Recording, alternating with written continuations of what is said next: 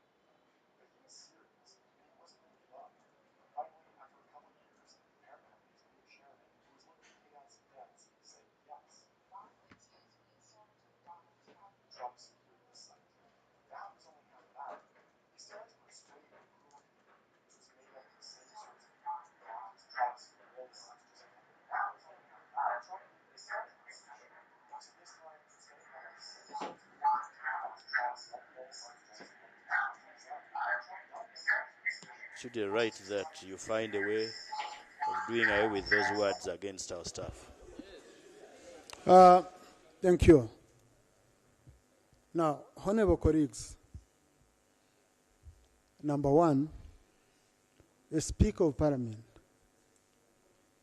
is not someone whom you think will just receive a statement from a staff and just append a signature. No. We consult, but the final document that is signed is our document. It's not a document of the staff. In your opinion, you can call us incompetent. You can abuse us. Yes, you can. You know, words don't kill. Hey, words don't kill. Me calling me anything, you get it. I lose nothing. I've not seen myself losing a kilogram. Sometimes I add on kilos. So I don't mind being abused and all that. But I want to defend our staff. And thank you, Honorable, for raising it. Our staff have been appraised. Our staff, we've just finished the review of our strategic plan. Our staff have ensured that the committees deliver on their mandate. We have processed all our bills. We have processed our budget. I have seen reports from the committees on accountability. Colleagues, you've been here praising the reports coming from the committees of Parliament. Our staff are very competent. Our staff are very competent, okay? And we are proud of them as the leadership of Parliament. In your opinion, if you disagree with our staff, in your opinion, if you disagree with our staff, okay? It's your opinion, but it can't go on the record of this House that our staff are incompetent. Yes, Honorable Jonathan, you can clarify if you want to. Mr. Speaker, sir, I used deliberately, and this is my clarification, about 4 words. I said it borders incompetence. I said it borders sabotage. It borders demotivation. And these are my reasons. For a staff of Parliament to be competent, they must have passed through the competency test. That is, they have been invited through a transparent process to apply for a job. That they are shortlisted and they have competed and they have emerged the best. Mr. Speaker, I would like to put it on record here that we have not had the opportunity for the members of the public, the best of the best in Uganda, to compete for jobs in this parliament. And therefore, it cannot be said that people who have been picked on the basis of being a friend, a relative, and an in-law, that comes to this house and they are protected, can be said. I would kindly therefore ask that going forward, Mr. Speaker, I will give you information, but let me clarify. So, all I am saying,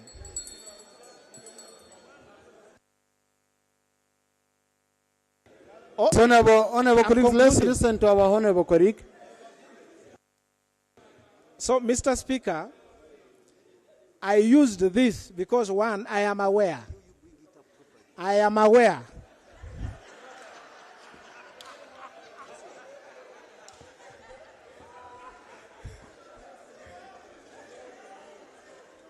I am aware, and I'm going to invite submissions from professional human resource people who are members here. We have in this parliament senior, very competent technical officers who are demotivated and are not willing to do work now because positions that they should be able to serve as have been dished out in ways that do not match the public service standing orders. It is happening here.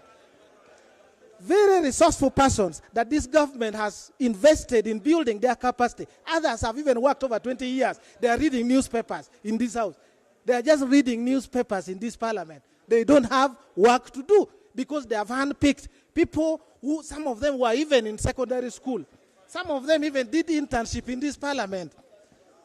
And the people who supervise them, they bring them and now they are their bosses. Do you expect such a public servant to do the work? That's what I am saying. So I'm inviting you. Thank you. I'm inviting you, Mr. Speaker, to salvage the situation in this parliament. You cannot have resourceful people being wasted, and when we have trained them, in exchange for people who are just going to walk in, they don't know what to do. I'm inviting you to reflect together with the commissioners, to look at... Thank you, Honorable colleague. Thank you. Thank you. No, please, no member holding the floor, Honorable Arion. No, there is no member on the floor. No, there is no member on the floor. You had already been cut off by then. Your time was already up. Yeah, sorry. I thank you, Honorable. Please, Honorable Arion, take your seat. Honorable, you know you're supposed to request when you're seated. This is not a bar.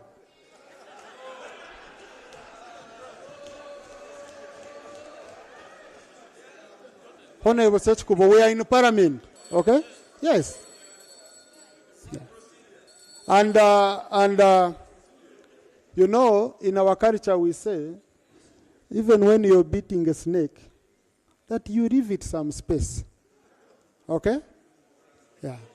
So, I hope you understand me. So even when you're testing my patience, you should leave some space of knowing I'm a human being. Okay? Thank you. So, I think, Honorable Segona, the clarification brought by Honorable, by Honorable Odur, however much I appreciate it, but it puts our staff in a bad light. In that, Honorable Odur, staff can interact with you anytime. And even members, you can't satisfy all. Okay? These staff have their own channels. Because when you look into this parliament, I think the new staff are like 10%. Are not more than 10%. So if you say that the new ones are the ones stopping among the people, for example, who are directors, I don't think there is any new director who has been recruited. These are staff who have been here. Who have been here. And at our level, these are the people we deal with.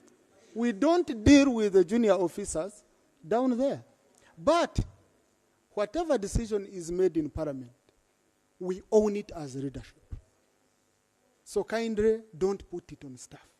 Put it on the Speaker, put it on the Deputy Speaker, put it on the Commission. We own it. Okay? So, in case one has judged our decision is to be incompetent, well, we shall incompetently read you for some time until 2026. Yeah. If one is considering us incompetent, if we are incompetent, unfortunately you're with us up to 2026. Yeah. Yeah. Okay. No, Sewungu, no. Honorable Sewungu, no, please. We shall competently read you until 2026. when I was saying wanted that. But you see, it depends on how, whatever I'm doing, if you look at it from an angle of being incompetent. What? Yes. What do I do to you? Honourable Minister for National Guide, I wanted to close this issue. Okay? I wanted us to proceed beyond this issue. Right, Honourable Speaker, when we were drafting the rules of procedure, we were very deliberate to protect the office of the chair. Can I get the attention of the Speaker? Right, Honourable Speaker, when we were drafting the rules of procedure, Parliament was intentional to protect the office and the chair of the Speaker. That we knew sometimes a Speaker may make a ruling, you may be happy with it, you may not be happy with it. But we provided that we shall not just casually challenge the Speaker while in the chair. And in Rule 87, particularly Part 2, we provided on how, if you are dissatisfied with the decision by the Speaker, how you can appeal it. So isn't it procedurally incorrect for us to spend an hour infringing on the rule?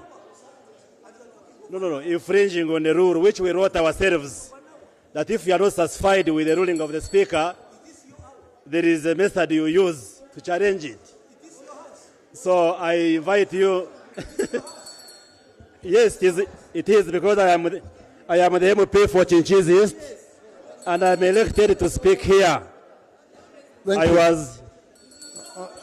Honourable Minister, yes. Can we close? Because we are... So I am inviting you to close this debate so that we go to the next item, because the people of Chinchiz East would want to hear the next items. Thank you. Thank you very much. Now, Honourable colleagues, this is what I referred to. But Honourable Seshkubo, I'm going to tolerate many things. Okay? But this business of coming from your seat all the time, come to the microphone, kindly. I request you. Kindly. Because you're a senior legislator. Listen, you're a senior legislator. Let's go on the rules. Please. Honourable colleagues, let me make it very clear. It's against our rules of procedure to proceed on a matter the presiding officer has ruled upon. And if you want challenge, like Honourable Badjomun said, that matter, you can challenge it within our rules. Next item. Our honourable colleagues who have matters of national importance, because of time, we shall handle them tomorrow. We have a lot of issues to handle. Next item. Item 3 on the other paper, bills first reading. 1, the Constitutional Amendment Bill 2024. Minister of Justice. Honourable Mbwate Kamwa. Right, Honourable Speaker, thank you so much for giving me way. Right, Honourable Speaker, we also have constituents that we are representing here. We come with matters of national importance, sit, then all of a sudden you rule and say, let's go to the next item, and we postpone. Right, Honourable Speaker, there are some matters that we cannot postpone. So, right, Honourable Speaker, the procedure matter I'm raising, is it not procedurally right to allow people with matters of national importance like Imbwa, yes, because the hailstorm has hit my area. So, is it not procedurally right to give us time and we also air out our views, right, Honourable Speaker? Thank you. Now, honourable colleagues, you see, this is a problem I face. I know you have your issues, but I have nowhere to get time. Now, colleagues raise issues which they keep rotating, and taking over critical time to raise your constituency issues. Okay? Our own colleagues, because I have not allowed a stranger to submit in this house. All the submission has been by members. Okay? So, and you see, honorable colleagues, I have tried my level best to ensure that this doesn't look like a house which suffocates members. That's why I'm as patient as I have tried. So, but anyway, I know members who came for their matters today. They were very, very critical matters. I know what most of them are going through, so let me pick them. We can do it quickly. We go through these matters of national importance. But before then, tomorrow, honorable colleagues, I'm going to have a meeting with a few senior legislators. Tomorrow, I'll make a ruling on the points, especially points of procedures. That is interruption of debate in the House. That is where our focus is going to be. Because sometimes, the other day, I had to get out of here at 8:45 p.m. because we are trying to push so that our output for the people can be valued. But now if we spend 2 hours on issues of chasing who and who, we end up losing a lot. Honorable, what take more matters of national importance?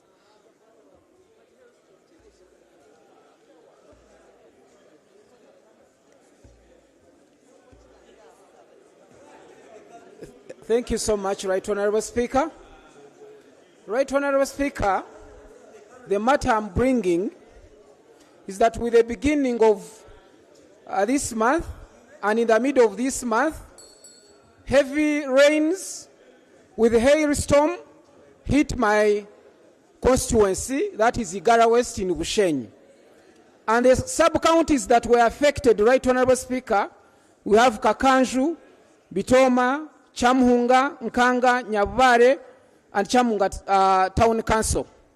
Right Honorable Speaker, there are some schools were affected, they were blown off.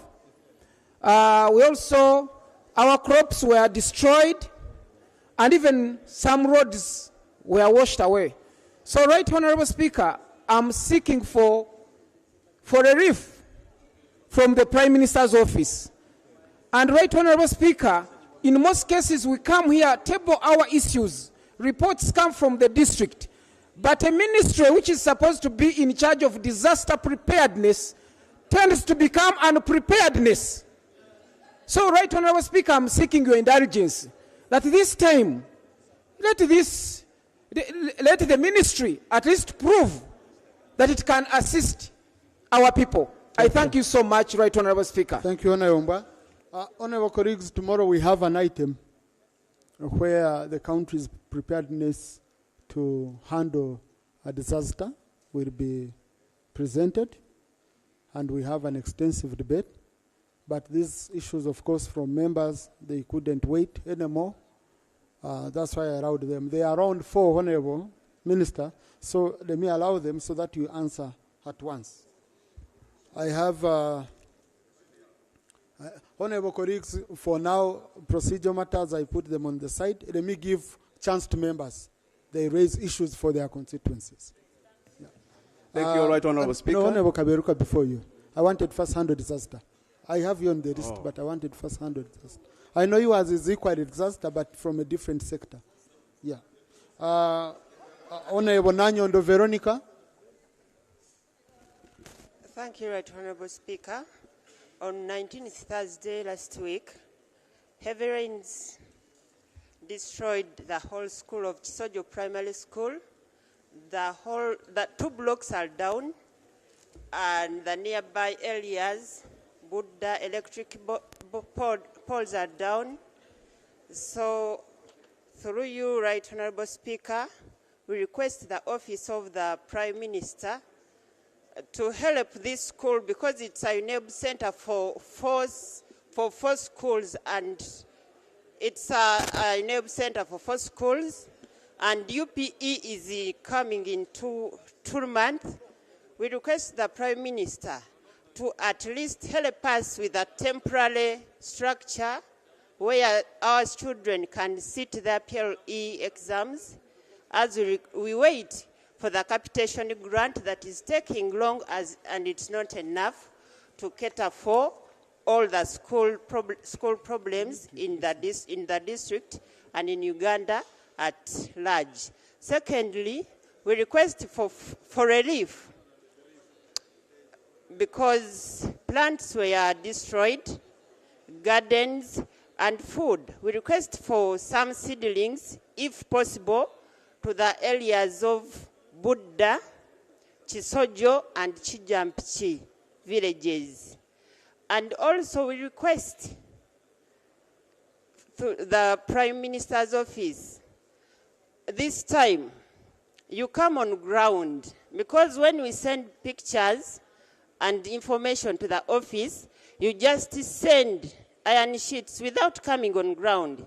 This time it's better you come on ground, you assess the situation, and at least put a temporary structure to help our P7 pupils to sit their exams comfortably. Thank you. No. Yeah, thank you. Honorable Alex Biarugaba. All these are matters of disaster. I wanted them to be. Right, Honorable Speaker and dear colleagues, I'm here to present a matter of national importance regarding heavy rains and storms which affected parts of my constituency. Last week on 18th this month, a cocktail of heavy rains, hailstorms, and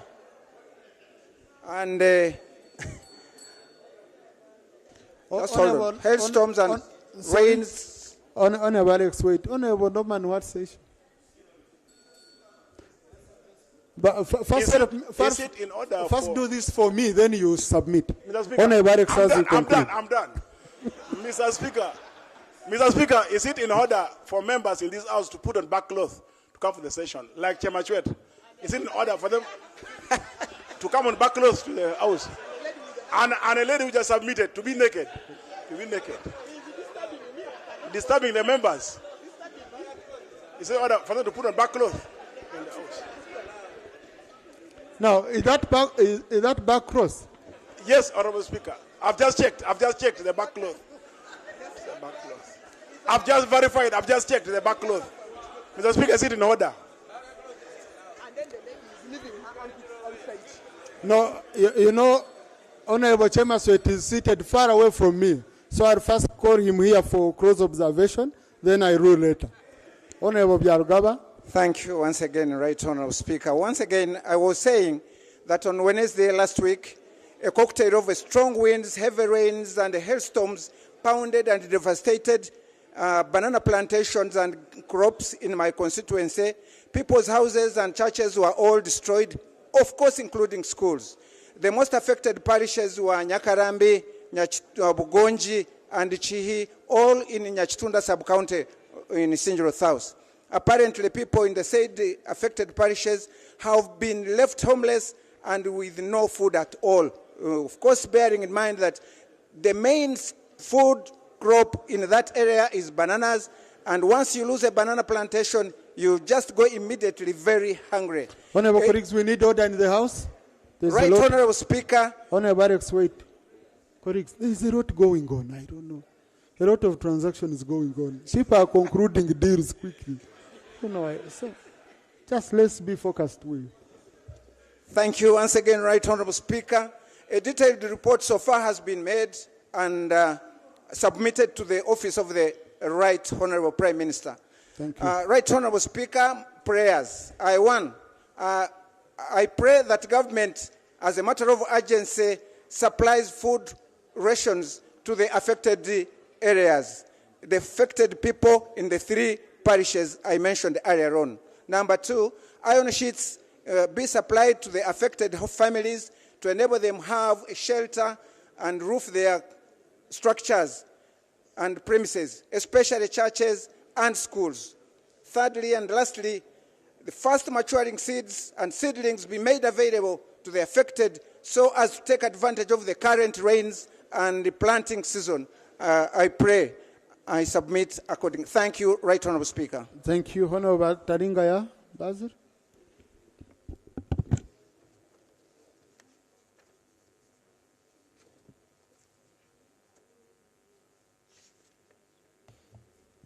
Thank you, Right Honourable Speaker, for the opportunity.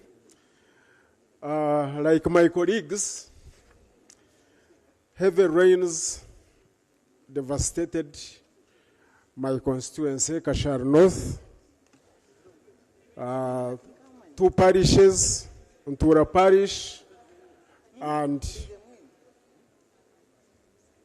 Ngango Parish, actually 3 and Chibingo Parish in Kagonji sub-county. The recent rains affected the PDM. Yes, because we have those who received PDM money used it to buy coffee seedlings. And these coffee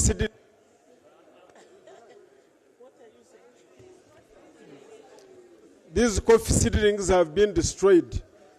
Then a tornado also hit Chibingo Parish some time back, and this was reported here.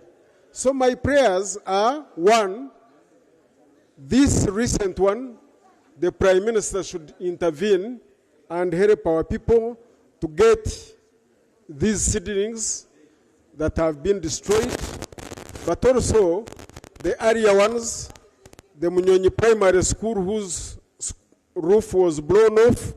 Iron sheets were promised even before the Karamoja iron sheets disappeared. We have not received ours. And lastly, the water sources that were destroyed by the tornado should be restored. So I pray. Thank you. Honourable Minister. And Honourable Minister, on Thursday, we expect the Right Honourable Prime Minister to update us on Kitezi, management of Kitezi. Thank you very much, Right Honourable Speaker. Honourable Mbwate Kamo requested in his prayers that he needs the relief food items, and I want to confirm that a report was received at office, and when procurement is done, we'll be able to provide the relief food items to your constituency. Honourable Venerika talked about the issue of a temporary shelter.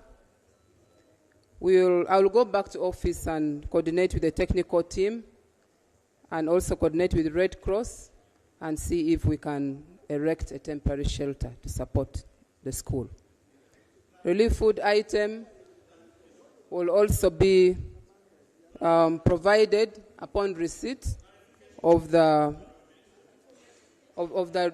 report from the district. The issue of seedlings will be coordinated by Ministry of Agriculture, because the Ministry for Disaster, we don't have plans for seedlings. But Ministry of Agriculture, we can coordinate and provide that. The issue of coming on ground, Honorable, we have a structure that has got the District Disaster Committee, that if a disaster occurs anywhere in this country, the District Disaster Committee goes to the site, visits the site and come up with the report, and the cow writes to the Office of the Prime Minister, and it's provided. But having said that, it costs no harm organizing to come and visit the constituency.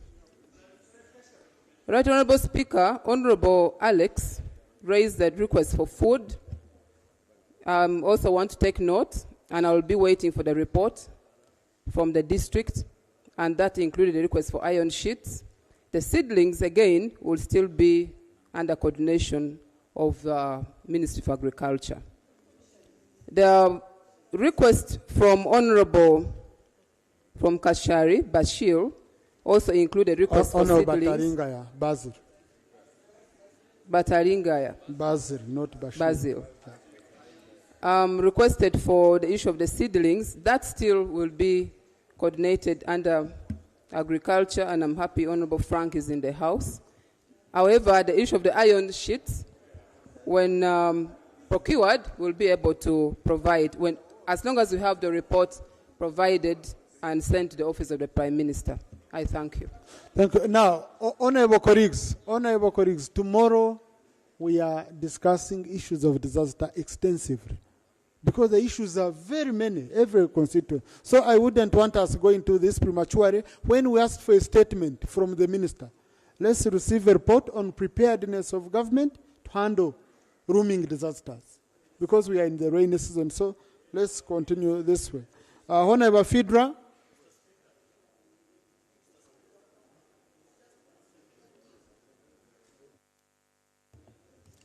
Thank you, Right Honourable Speaker, for giving me opportunity to speak on the people of Lower Madi. And the issue I want to raise as a matter of national importance is in regard to the reinstatement of the wage bill for Madiokolo District. Right Honourable Speaker, Madiokolo District is a new district, and this district was carved out of Arua District. And when we came out, Arua gave us staff to start with. For the past 3 years, consecutively, wage bill has been allocated by Minister of Finance for Madiokolo District. But every time the District Service Commission would wish to advertise to recruit people for the different positions, Right Honourable Speaker, 3 things have been happening. One, the Ministry of Finance would always delay to clear the District Service Commission for the recruitment. Second, the Ministry of Public Service, after clearing Madiokolo District last financial year to recruit staff, I want to acknowledge on the floor that the Minister for Public Service gladly requested the entire Madiokolo District to come to his office and review the available wage which could be available to recruit staff for Madiokolo District. And he gave clearance to Madiokolo for recruitment of staff. But again, Minister of Finance came up and said, no, Madiokolo, you cannot recruit staff. The third one is, when these issues came to the PS for Minister of Finance, there was a ban which we've all accepted. It was for verification and validation of the public service we have in this country.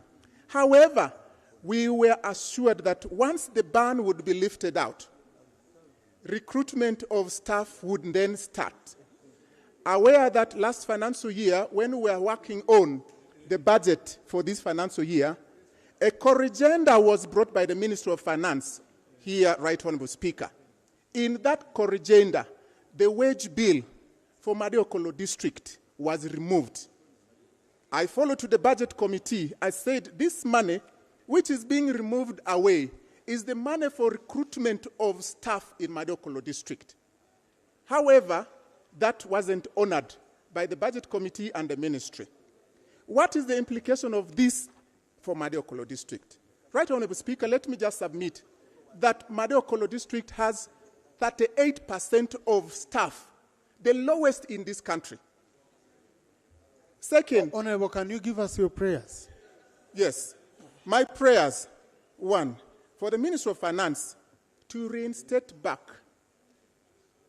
the budget for Madiokolo for recruitment of staff, because it is not in this financial year they removed it. This can come through supplementary, because we need staff recruitment for teachers. Second, for Minister of Education, at least, because we have the highest burden of non-completion of primary school in my district.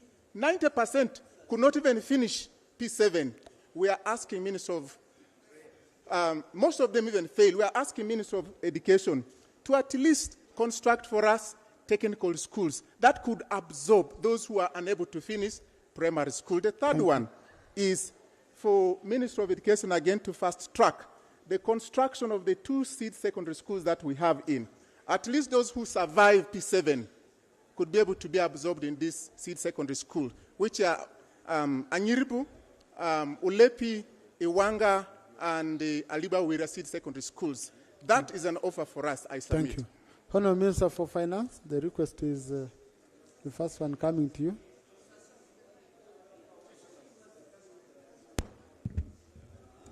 Thank you, Right Honourable Speaker. Right Honourable Speaker, the Honourable colleague is asking for 3 things, and one of them is a supplementary budget. Enable Diokoro district recruit staff. Mr. Speaker, from his submission, the issue of understaffing and the need for staff for Madiokoro district was foreseen during the budgeting period. Therefore, it's a matter which does not qualify for supplementary financing. Mr. Speaker, the Minister of Public Services here, we don't clear recruitment as Minister of Finance. Recruitment in government requires clearance by public service. What we check for is availability of funding. Mr. Speaker, to the best of my knowledge, in our budget speech, we were very explicit. Recruitment this financial year can only be by replacement and for specialized areas. The rest of other recruitment was banned. Mr. Speaker, I take clarification. Thank you, Honorable colleague.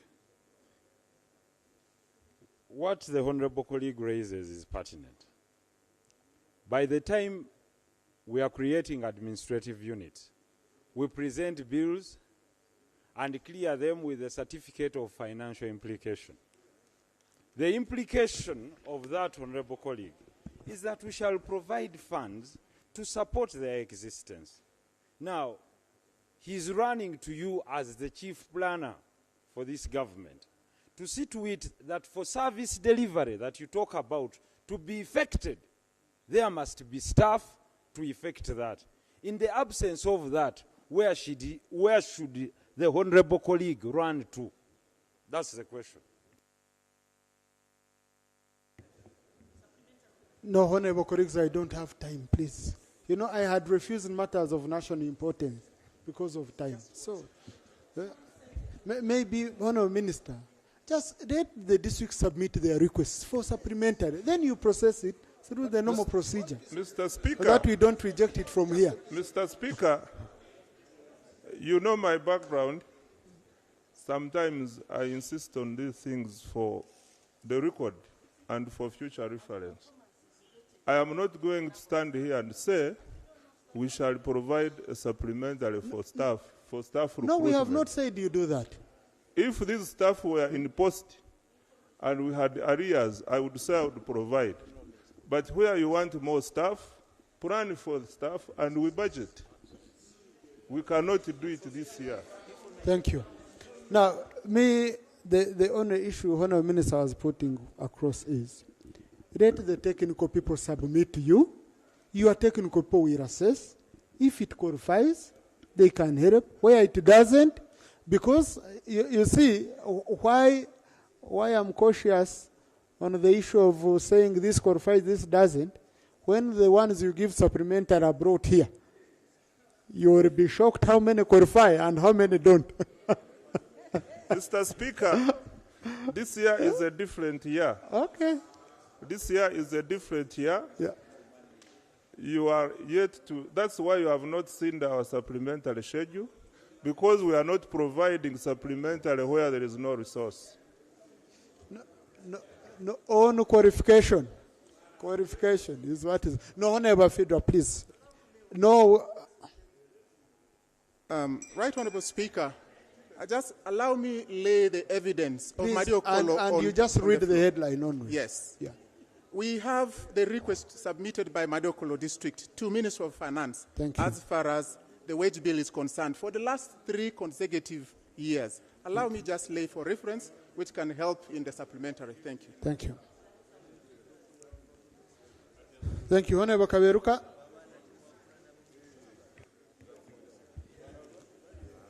Thank you, Right Honorable Speaker. Right Honorable Speaker, I raise on a matter that is giving sleepless nights to the people of Kanungu, and that is the outbreak of anthrax, and which is, Right Honorable Speaker, affecting animals and human beings. Right Honorable Speaker, about 2 weeks ago, there was that outbreak, and about 3 people have already died. Cows are dying. We need help from the Ministry of Health to dispatch a team quickly, Right Honorable Speaker, to make sure there is an assessment of the gravity of the matter in Kanungu, such that we are sure of the security and the health and well-being of our people. 2, Mr. Speaker, I need your attention. Mr. Speaker, I need the minister in charge of animal husbandry also to dispatch a team to go there and assess the magnitude of the matter and provide remedy for those for that situation. Because, Mr. Speaker, as we talk, the mobility of the vets is not defined, because they don't have motorcycles, they don't have fuel, they don't have anything, and even the district is also grappling with the funds. So we need serious support.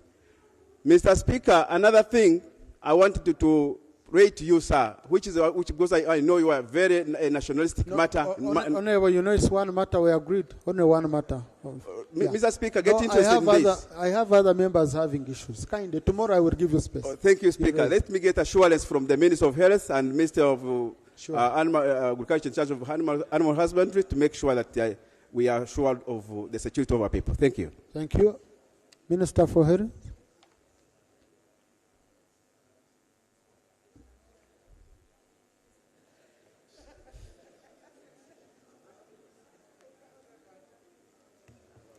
Thank you so much, Right Honorable Speaker.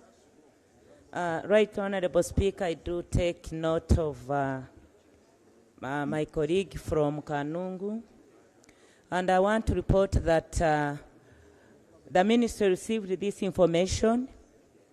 We got in touch with our district health officer, and a team is down on ground. That's the information I'm giving. The team is down on ground. Right Honorable Speaker, we are waiting for a report so that we take a big team from the ministry, and as of tomorrow and over the weekend, our director for health services will be in Kanungu. Thank you. I thank you. Minister for Agriculture.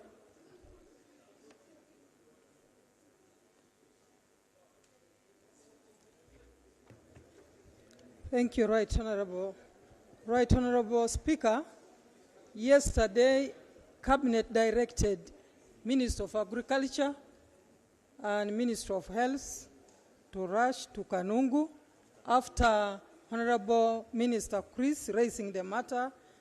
And as we speak now, our team is on the join them, and one of the things they are going to start with is to put a quarantine, because it can spread to other parts of the country. So we are already on the ground, and we took note yesterday and the directive. Thank you. Thank you, Honourable Minister. Colleagues, yes, Honourable Adjumus.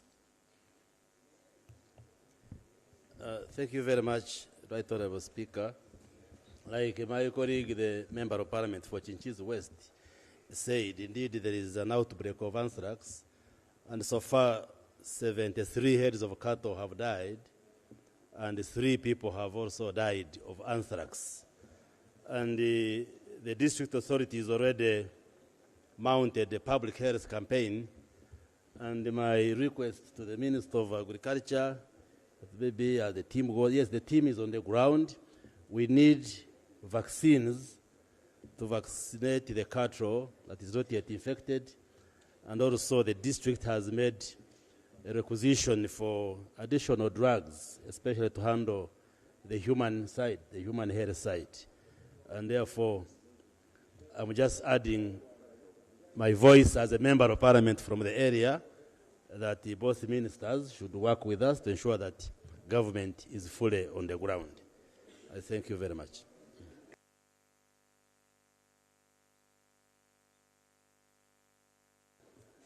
Thank you.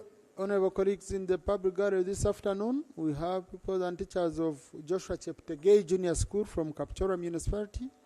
They are represented in Parliament by Honorable Cheptori Sam Mangusho and Honorable Chemutai Phyllis. They've come to observe proceedings of Parliament. Please join me in welcoming them. You can stand up so that we welcome you, our dear. Where are they?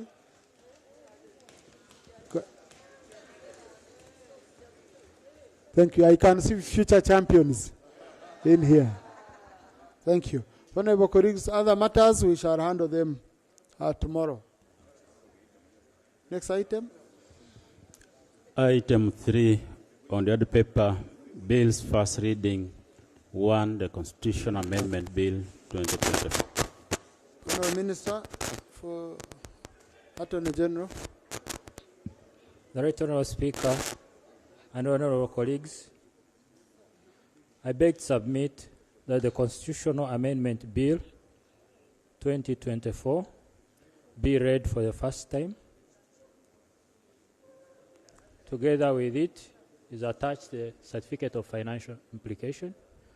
I beg to lay. Thank you, Attorney General. I refer the bill to the Committee on Legal and Parliamentary Affairs for consideration and reporting back as per Rule 129 of the Rules of Procedure. The Constitutional Amendment Bill 2024, 3.2. Thank you. Honorable Kaberuka. Thank you, Right Honorable Speaker.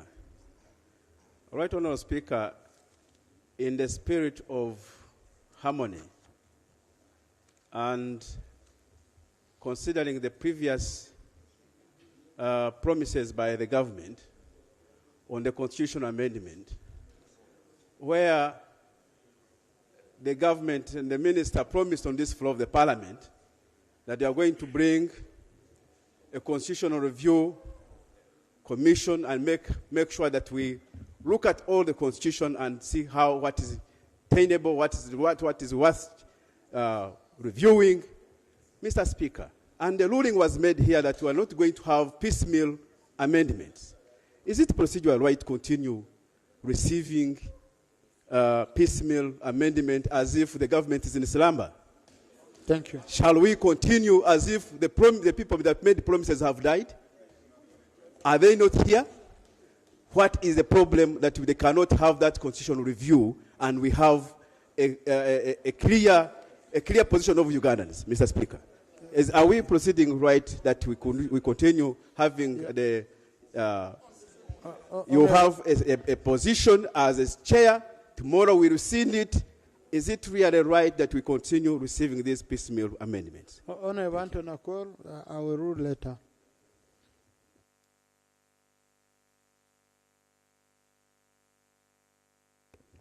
Right, Honorable Speaker, on the same issue, I personally also brought in the constitutional amendment, and I got a letter from the minister saying that he will bring a comprehensive amendment.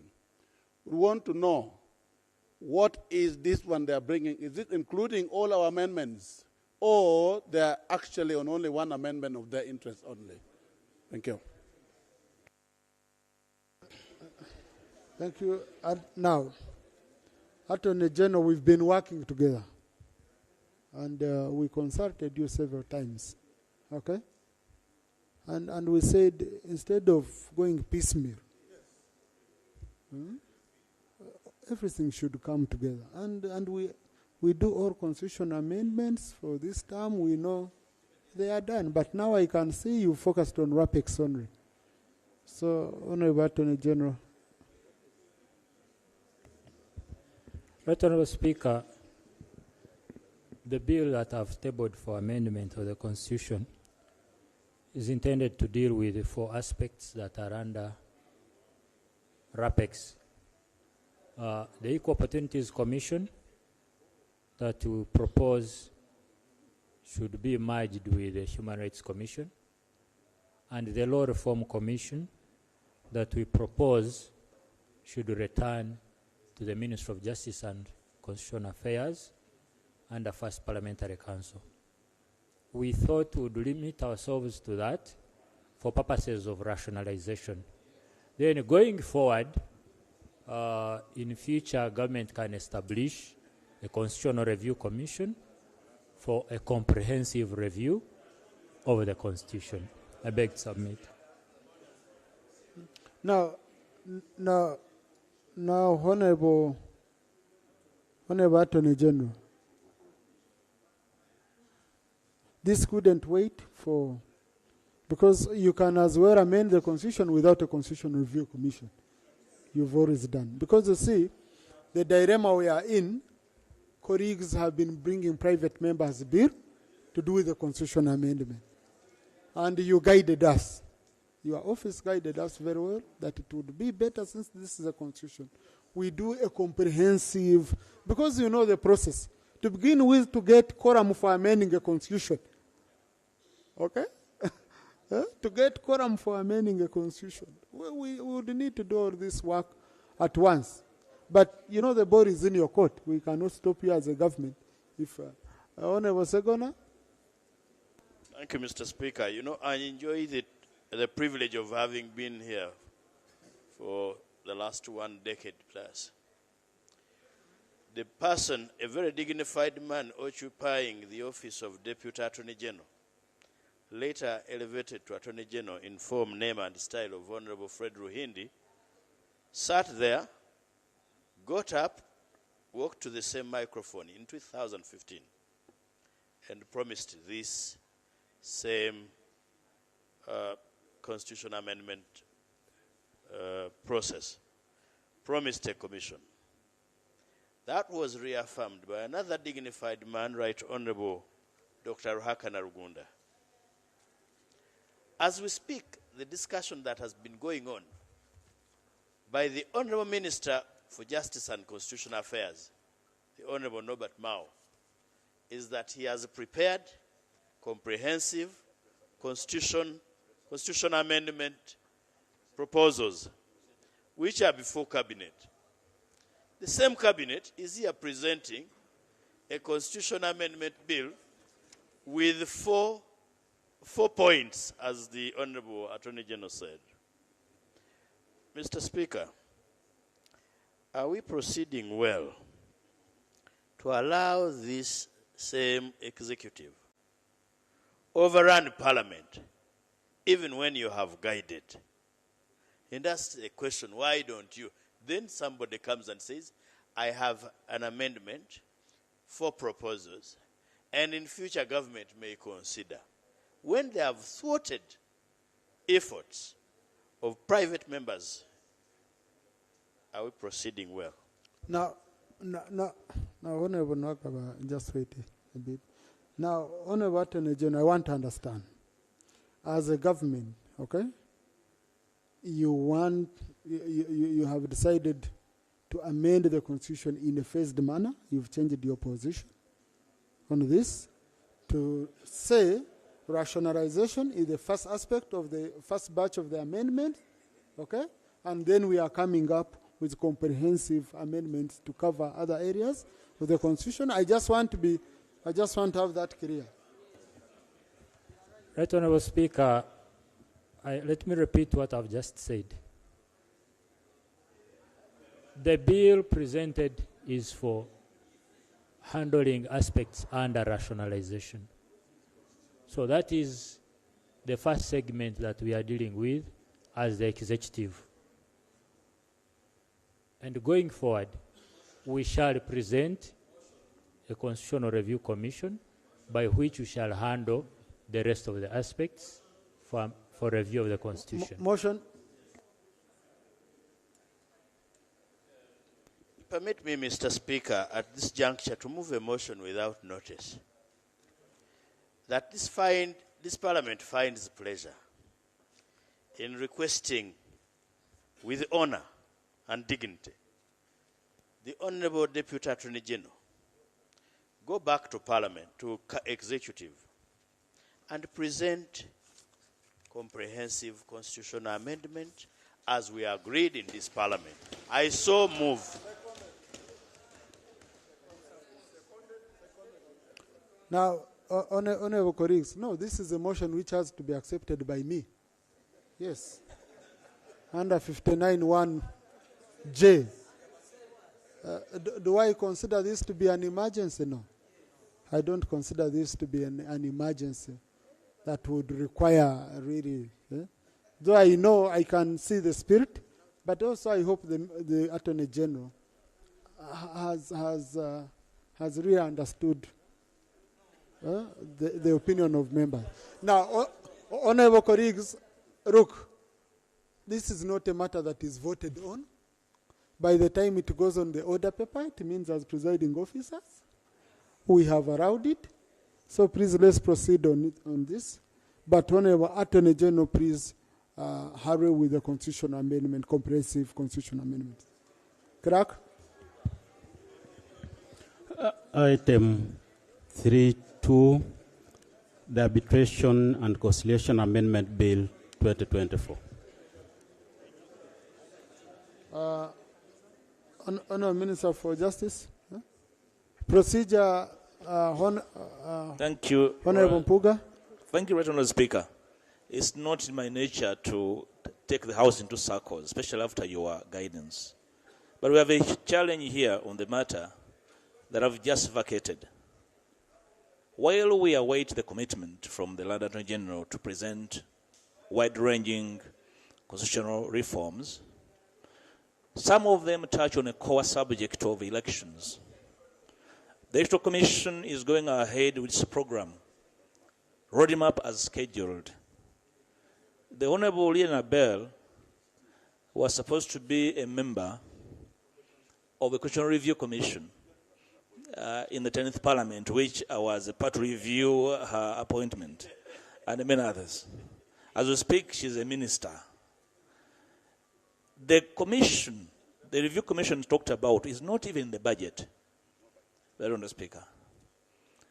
May we get serious commitment. We have hardly 12 months to go into electoral activities. I've had parties announcing their own roadmaps, including the ruling party. Mr. Speaker, are we just being convenient in this? Are we really getting commitment? Thank you. And as we wait for the Attorney General to think about it, I want to inform the House that as a private member, I'll be ready next week. After all, the Speaker's guidance was in good faith to say, get ready, or I allow members to present. So I want to inform the House that I'll be ready with the form that the Speaker. I thank you. Thank you. And of course now, once we start around the ones of government in piecemeal, we shall allow for private members. Okay, we shall allow for private members. But honorable colleagues, I think what we should also do, the Minister for Justice should come and update us on the issue of electoral reforms. When is he presenting the electoral reforms? Because, you see, we shall be stampeded at the last minute. Yeah? We get stampeded at the last minute. And Honourable Minister for Information, you remember the court has on several occasions touched on that issue. And the Electoral Commission itself, I've seen the Chief of Electoral Commission saying no, reforms come in late, we don't have time to. So if they are there, Honourable Yakatonda, is it on the same matter? I'm seeing you're carrying a lot of documents, so Right Honourable Speaker, I rise with a very heavy heart on a procedural matter under Rule 73. This is under sub judice rule. Right Honorable Speaker, I have evidence of quite a number of matters in court regarding one of the bills that is under Roman 434, to the effect that the active criminal proceedings. Yeah, but on Article 80, Rule 80, Rule 80 of our Rules of Procedure. Let's reach there, you will raise your issues. Oh, I thought since it was actually the same. Yeah. Okay. Much obliged. Thank you. No, honorable colleagues, let's close this. Honorable Minister for Justice on Roman 2. Right Honorable Speaker and colleagues, I beg to submit that the Arbitration and Conciliation Amendment Bill 2024 be read for the first time. Together with the bill, I've attached a certificate of financial implication. I beg to lay. Thank you. Be referred to Committee on Legal and Rules. The Arbitration and Conciliation Amendment Bill 2024, Item 33, the National Tribunal Bill 2024. Thank you. Honorable Attorney General. Right Honorable Speaker and colleagues, I beg to read that the National Tribunal Bill 2024 be read for the first time. Together with it, I'm presenting a certificate of financial implication. I beg to lay. Thank you. Be referred to the Committee on Legal and Parliamentary Affairs. Consideration. The National Tribunal Bill 2024. Yeah, Item 3.4. No, wait a bit, Clerk. Colleagues on Item 3.2, I said the bill referred to the Committee on Legal and Rules, which does not exist. Just for the record and clarification, it's Legal and Parliamentary Affairs. Item 3.4, the Assets of Departed Asians Amendment Bill 2024. Yes, before I refer the bill, just Honorable Member.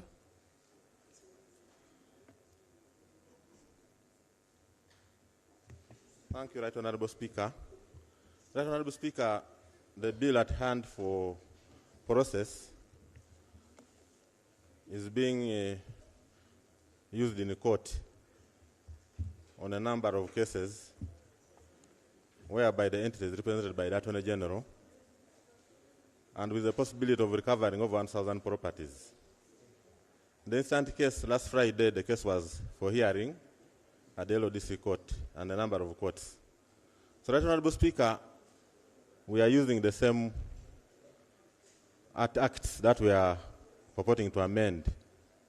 This could jeopardize the process of recovering property. And this under Rule 73 could allude to sub judice. Wouldn't it be procedurally right to have this stayed until these matters in the court are concluded? No. And I beg you to lay the evidence to that effect. I beg you to lay. Read the document you've laid. This is Uganda versus, from DPP's office, Uganda versus Muhammad Alubai. Reference to HUDC CO 01 versus Uganda versus Muhammad Alubai. Dated 21st February 2017. I beg you to lay. Thank you. No, Honorable colleague, when you look at this bill, I don't think it has an impact on the case going on in terms of its amendment. In terms of its amendment. Is it saying people shouldn't be paid because people are claiming their properties? Is it saying they shouldn't be paid? If we went ahead to amend the bill, would people lose the right of claiming their property? Honorable Nwagaba? Yeah, Right Honorable Speaker, if I go to the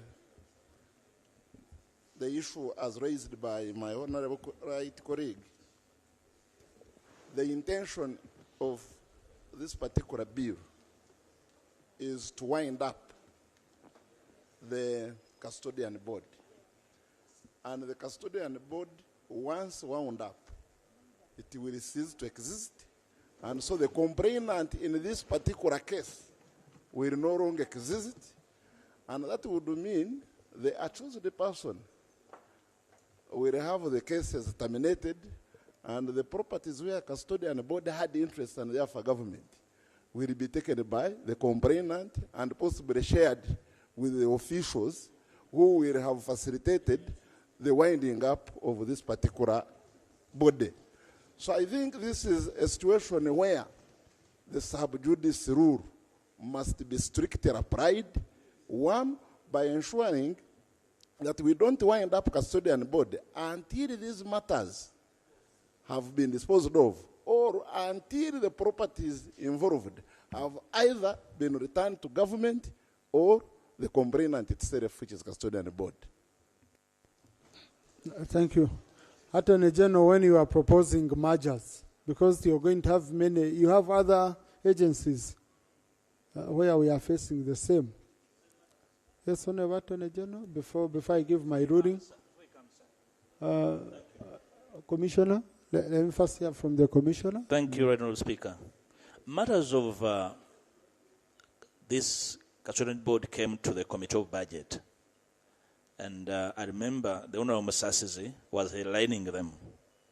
And the committee was circumspect as to the winding up, potential winding up of this matter, because there was not even no audit, no current audit of assets within and without the powers of government. And we demanded that an audit be provided. Now a bill to finally wind this up is potentially problematic.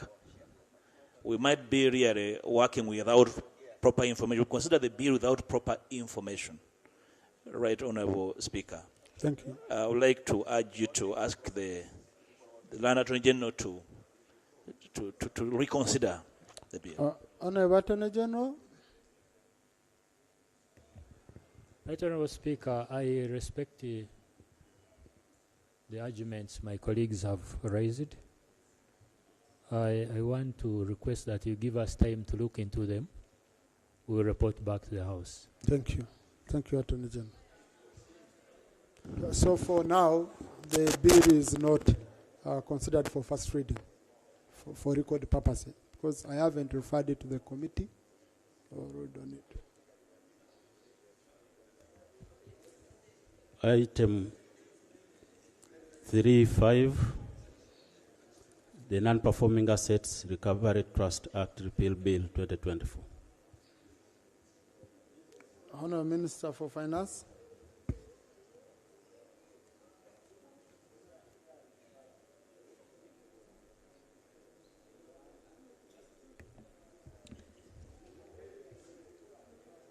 Mr. Speaker, sir, I beg to move that the bill entitled the Non-Performing Assets Recovery Trust Repeal Bill 2024 be read for the first time.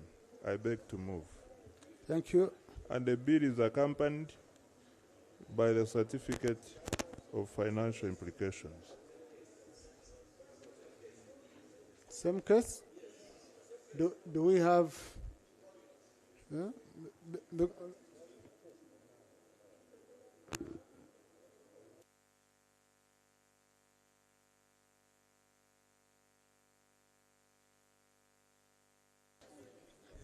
Yes, because I don't have any... You say Yakatonda brought evidence on table. Yeah, here I don't have any evidence.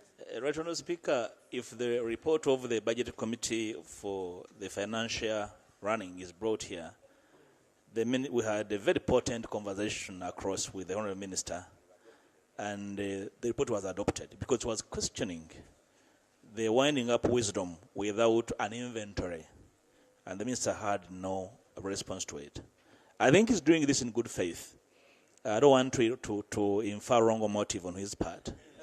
But the House business could be receive a lot of help if this is stayed and matters there to looked at up close for a proper bill to be considered. And the Honourable Minister is aware of the misgivings then the committee. So, honourable colleagues, we can proceed with this one, and then the committee, okay?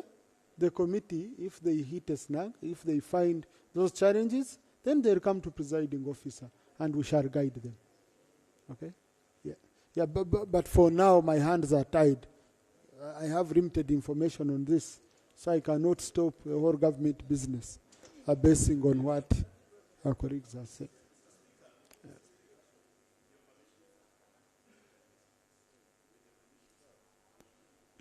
I think we have sufficient information which we simply need to put up. One, because we have that report of the Budget Committee, which we went through and actually adopted. But equally in COSASI, I have been a member of COSASI before. These same issues have been raised. We do not want to lose somebody who would otherwise benefit government by claiming what belongs to us. Now we are helping in the killing of that person who is helping us to recover what we believe. I think let the committee bring out this, okay? Let the committee go in deep and bring out all these issues. Otherwise, we are now doing their work, okay? I refer the bill to the Committee on Finance Planning and Economic Development for processing. The Non-Performing Assets Recovery Trust Act Repeal Bill 2024. Item 36, the Public Enterprise Reform and Investiture Act Amendment Bill 2024. Honourable Minister for Finance. Right Honourable Speaker, I beg to move that the bill entitled the Public Enterprise Reform and Investiture Amendment Bill 2024 be read for the first time. And the bill is accompanied by I confirm the bill is accompanied by the certificate of financial implications. Thank you, Honourable Minister. The bill is referred to the Committee on Finance. Very, very serious matter with the PAD statute. This House, and particularly in the Committee of Finance, questioned the failure by government to wind up UEB. And matters of winding up UEB are still pending.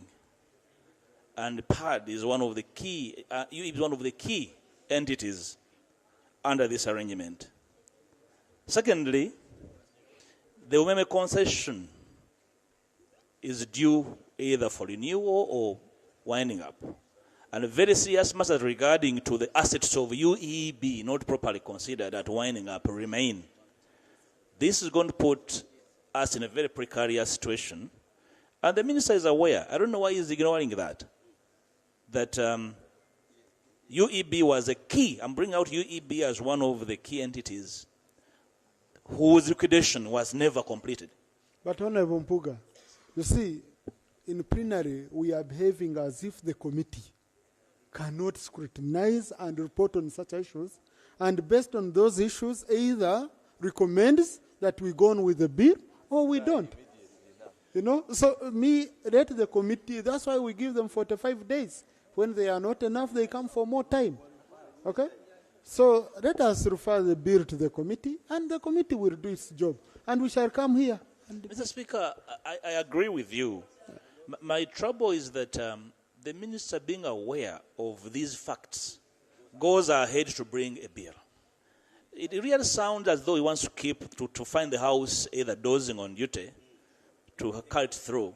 The liquidation of UEB has very serious implications. There are people, former staff, who are not paid, assets and contest. It's a bit problematic. Why would the minister have motivation to bring it is my challenge, otherwise not with the principle of winding up. Okay, thank you. Committee and the House, no one will find us asleep. We have people like you, we are awake. Yes, Clerk. The Public Enterprises Reform and Investiture Act Amendment Bill 2024. Item 3.7, Tier 4 Microfinance Institutions and Money Lenders Amendment Bill 2024. Honourable Minister for Finance.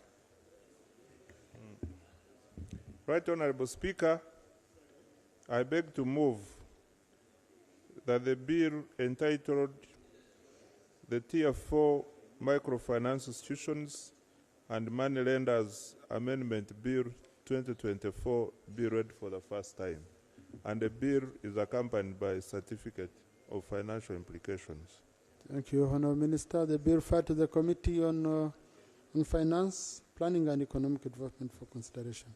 Tier 4 Microfinance Institutions and Money Lenders Amendment Bill 2024. Item 3.8, the Cotton Development Amendment Bill 2024. Honourable Minister for Agriculture. Right, Honourable Speaker and Honourable colleagues, I move that the bill entitled the Cotton Development Amendment Bill 2024 be read for the first time. I beg to move, Right Honourable Speaker, and I hereby lay on table the bill with an accompanying financial implication certificate. Thank you, Honourable Minister. The bill is referred to the Committee on Agriculture for consideration as per Rule 129 of the Rules of Procedure. The Cotton Development Amendment Bill 2024. Item 3.9, the Dairy Industry Amendment Bill 2024. Honourable Minister for Agriculture. Right Honourable Speaker,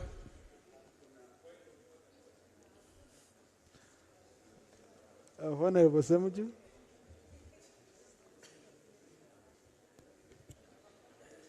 Mr. Speaker, if you look at the front bench from where the Honourable Obuwa is seated, you can see smartly dressed ministers, and I want to commend them. But the Honourable Frank Tumwebaze has made it a habit to come to Parliament as if he's going to milk cows.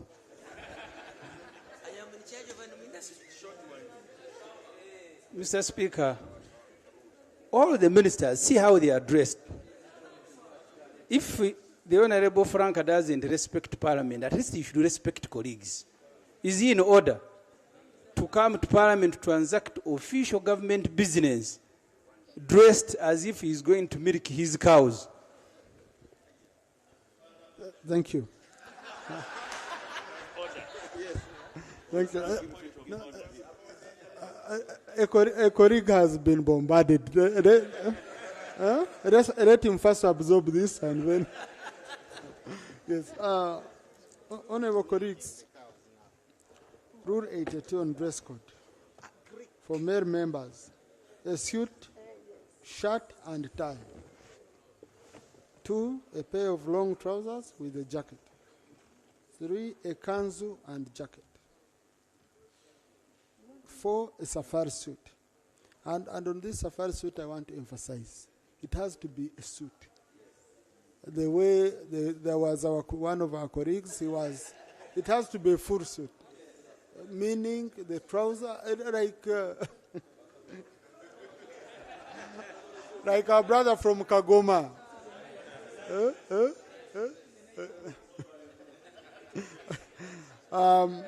A decent traditional wear. Now, Honourable Frank Tumwebaze earlier on, he argued that this is a decent traditional wear. And then military attire for members of the armed forces. Now, I think let's agree, Honourable colleagues, that the argument should stop today. Okay? Because Honourable Frank argued this is African traditional wear. Listen, and it is decent.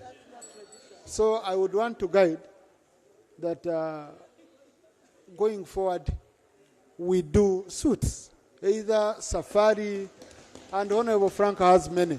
But today he's putting on a decent traditional wear. Okay? Thank you, Right Honourable Speaker, for your wise ruling and for confirming that I am smartly dressed. But only for today. Only for today. Yeah. And I have another suit for milking, so Honourable Semuju, don't worry. Right Honourable Speaker,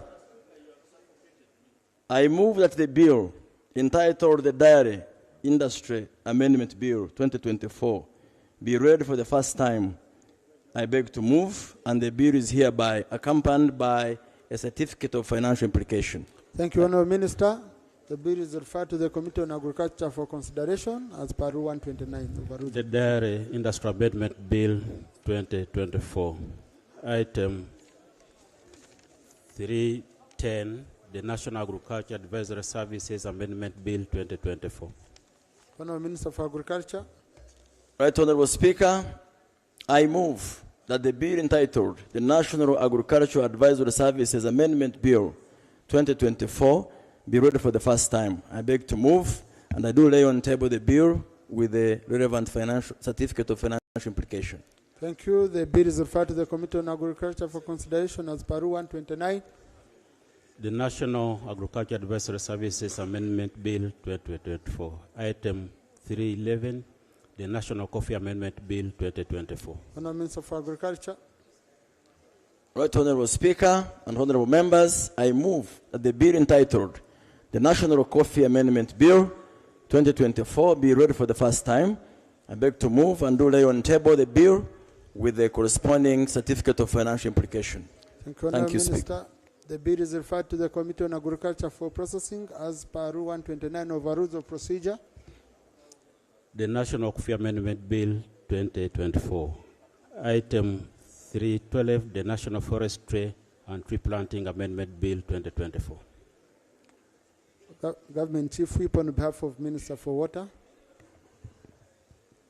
Right Honourable Speaker, I move on behalf of the Ministry of Water and Environment that the bill entitled the National Forestry and Tree Planting Amendment Bill 2024 be read for the first time, and the bill is accompanied by the certificate of financial implications. I beg to move and lay. Thank you, Honourable Government Chief Whip. The bill is referred to the Committee on Natural Resources for consideration as per Rule 129 of our Rules of Procedure. The National Forestry and Tree Planting Amendment Bill 2024, item 313, the National Information Technology Authority Uganda Amendment Bill 2024. Honourable Minister for ICT.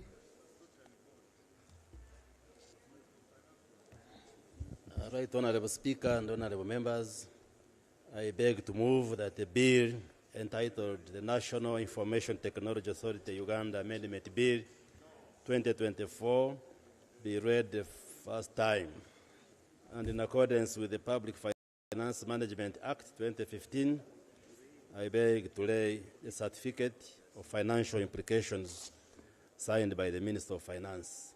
I beg to lay.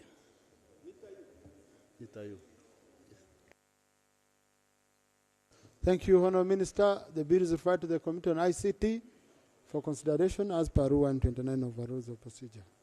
The National Information Technology Authority Uganda Amendment Bill 2024, item 314, the Uganda Roads Authority Act Repeal Bill 2024.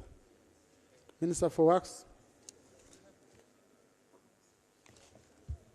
Right Honourable Speaker, I beg to move. I move that the bill entitled the Uganda National Roads Authority Act Repeal Bill 2024 be read for the first time. I present the bill and the certificate of financial implication. Thank you, Honourable Minister. The bill is referred to the Committee on Physical Infrastructure for consideration as per Rule 129 of our Rules of Procedure. The Uganda Roads Authority Act Repeal Bill 2024, item 315, the Uganda Roads Fund Amendment Bill 2024. Honourable Minister for Works. Right Honourable Speaker, I move that the bill entitled the Uganda National Road Fund Amendment Bill 2024 be read for the first time. I beg to lay the bill and the accompanying certificate of financial implication. Thank you, Honourable Minister. The bill is referred to the Committee on Physical Infrastructure for consideration as per Rule 129 of the Rules of Procedure. The Uganda Road Fund Amendment Bill 2024. Thank you. Now, Honourable colleagues, we are going to receive the statement from Minister of Fisheries responding to the issues which were raised that day, and then we'll proceed. statement on the status of preparation of regulations to operationalize the Fisheries and Aquaculture Act 2023. Honourable Minister for Agriculture. Yes, Honourable Pio. Thank you, Right Honourable Speaker. Right Honourable Speaker, last week you instructed the Minister of Finance to come today and give a statement on the status of the delayed verification of payments for the ex-employees of the East Africa community, and also asked the Minister of East African Affairs to give a status on the tabling of the East Africa Community Mediation Agreement Bill. Right Honourable Speaker, as a result of that, the senior citizens have actually come to witness the presentation. However, on the order paper, this is not provided for. So, Right Honourable Speaker, I was requesting your indulgence that, if possible, this statement be provided since the Minister of Finance is here. Thank you. Yeah, Honourable colleagues, I would advise that before you invite people to come and witness what's going on, you first read on the order paper. Okay? So for now, I have an order paper I'm following, and I want to be able to amend it. Thank you. Honourable Minister for Agriculture. And I remember it wasn't Minister for Finance, it was Minister for East Africa. Yes, Affairs. Mr. Speaker, thank you very much. As far as I am concerned, I was the one who was here last week, and I didn't make that undertaking. So I'm wondering, it's good you have clarified.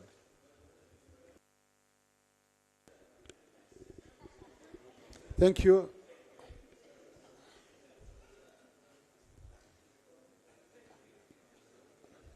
Honor, I want our senior citizens to know these are issues Parliament has given time, and it will continue giving time. Okay? But next time we can coordinate much better, because I have a lot of competing items. Even when the statements come, sometimes I have other salient issues which I must handle. So next time we can coordinate better, Honourable. Yeah, but the senior citizens must know these are issues we are giving a lot of attention, and Honourable Opio has been at the center of it, and the committee also has done a wonderful job in this regard. Thank you. Thank you, Right Honourable Speaker and colleagues. I am here to give a statement on the status of preparation of regulations to operationalize the Fisheries and Aquaculture Act 2023. I received official communication from Honorable Obua Hamson, the government chief whip, asking me to present the report today. After Honorable Robert Migade Robert, Honorable Migade Robert, and Honorable Moses Kabusu had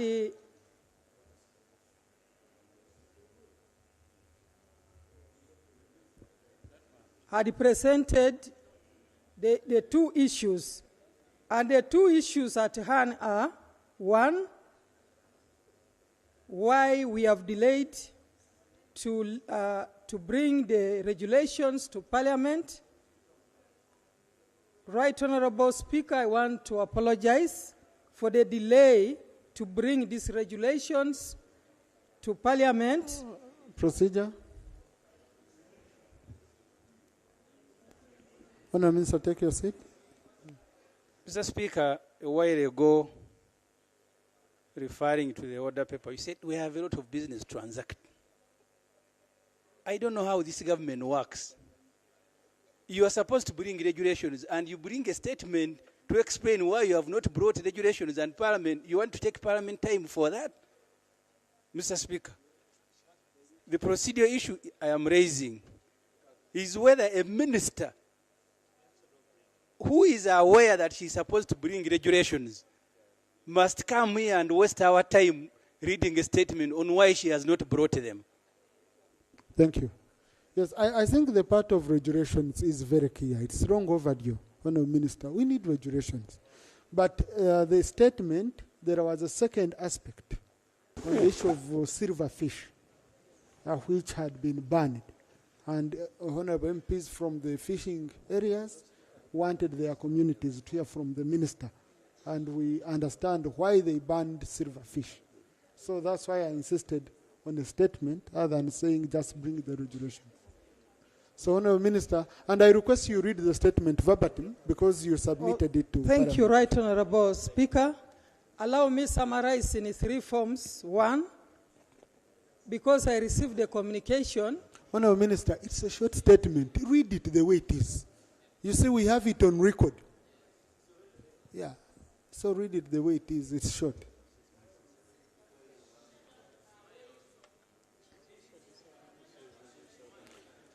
Which part, Right Honourable Speaker? You had reached on 1, number 1. Yes, as 1. you have it there. Yes. I said I want to express my apologies for delaying with the regulations, but right now I want the House to know that we have already distributed this draft to different categories, and we have already given different stakeholders these regulations. What we are now doing is to consult with the different stakeholders, including MPs coming from fishing communities. We are also going to consult with the civil society. We are also going to consult with the different fishers, processors. As you are aware, this should be inclusive. It should be applicable, so that when we bring here, should be evidence-based, so that we bring updated version of regulations. 2, we were also asked. Honourable Minister, I request you read your statement, especially on silverfish. Number 2, on the assertion by the Commander Fisheries Unit that it is Parliament that has delayed the regulations, I wish to emphasize that it is not Parliament that has delayed the regulations, but it is our ministry, and being under the Ministry of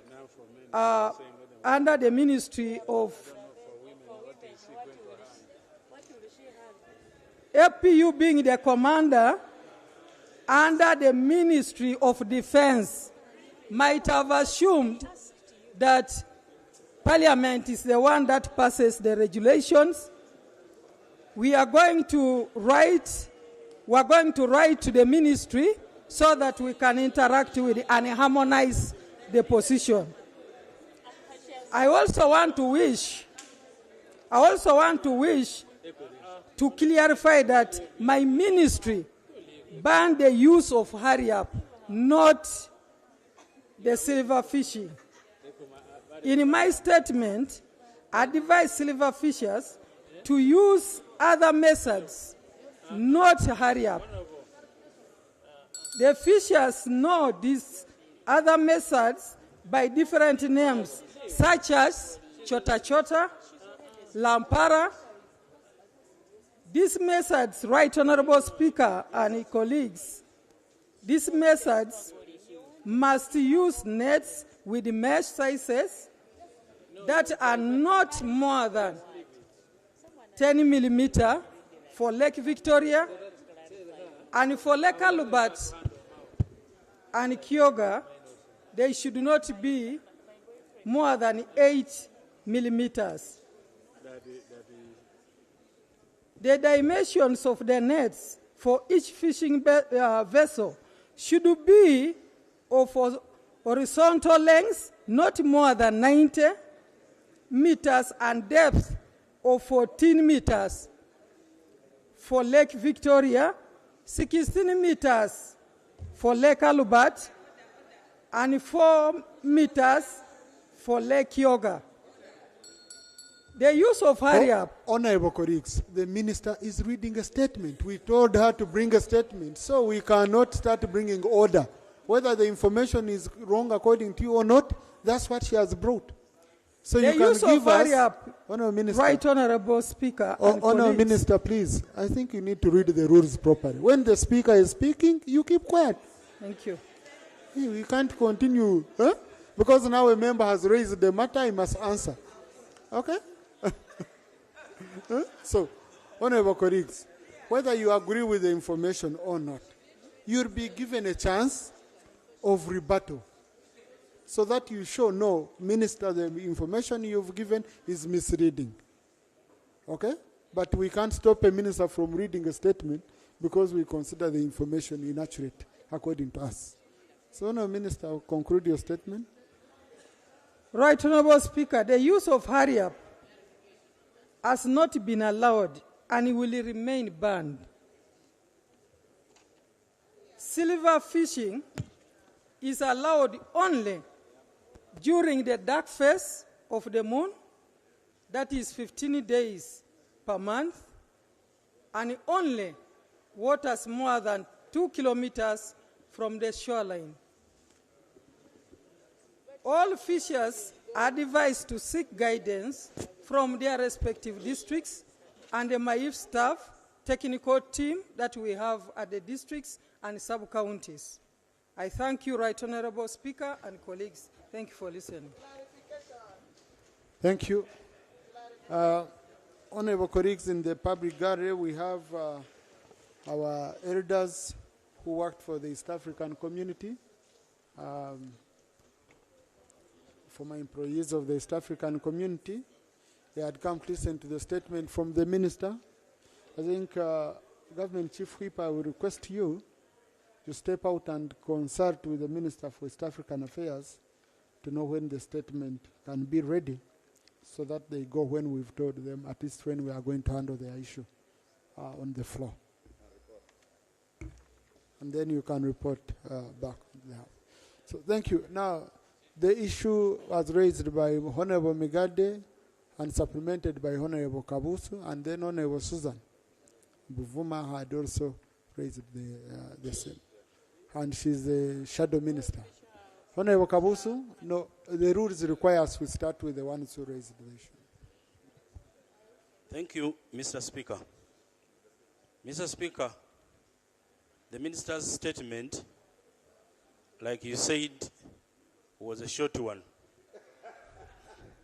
But for lack of defeating words, was a shallow one. I'm sorry, Mr. Speaker.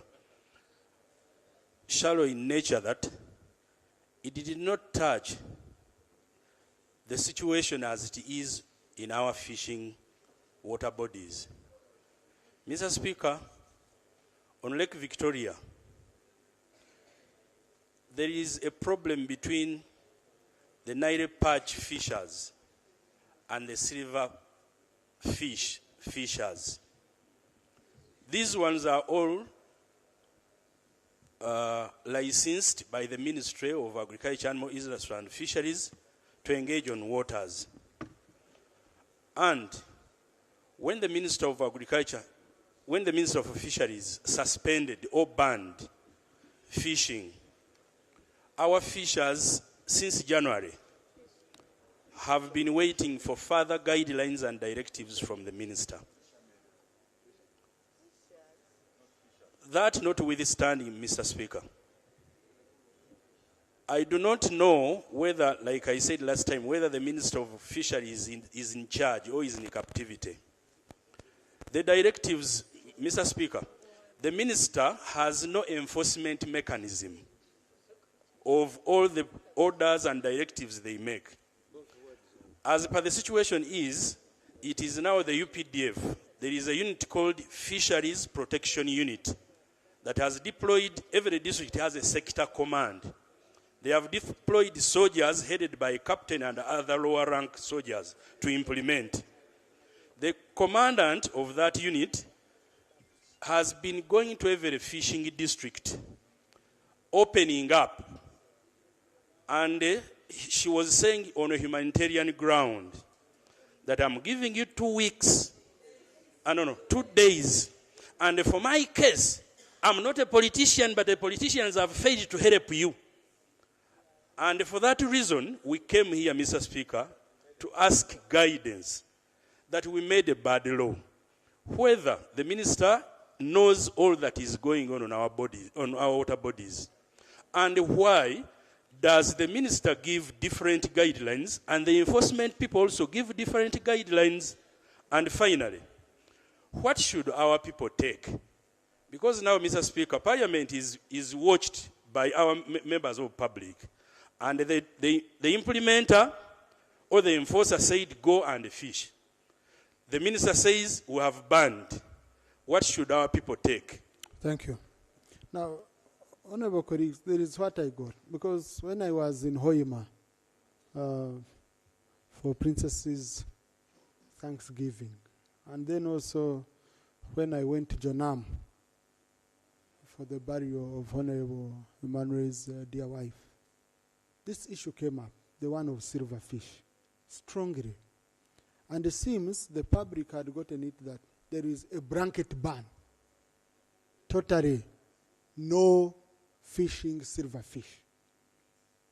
Now, I don't know how that was communicated, but the minister here, in her letter, she says they only stopped hurry up. Sorry, in her statement, they only stopped hurry up fishing method. I'm told these are terminologies of the fishing community. Okay, hurry up fishing method. But then also has said silverfish is allowed only during the dark phase of the moon, that is 15 days per month. That's all I knew. Even I think that's how they have been getting it, the silverfish.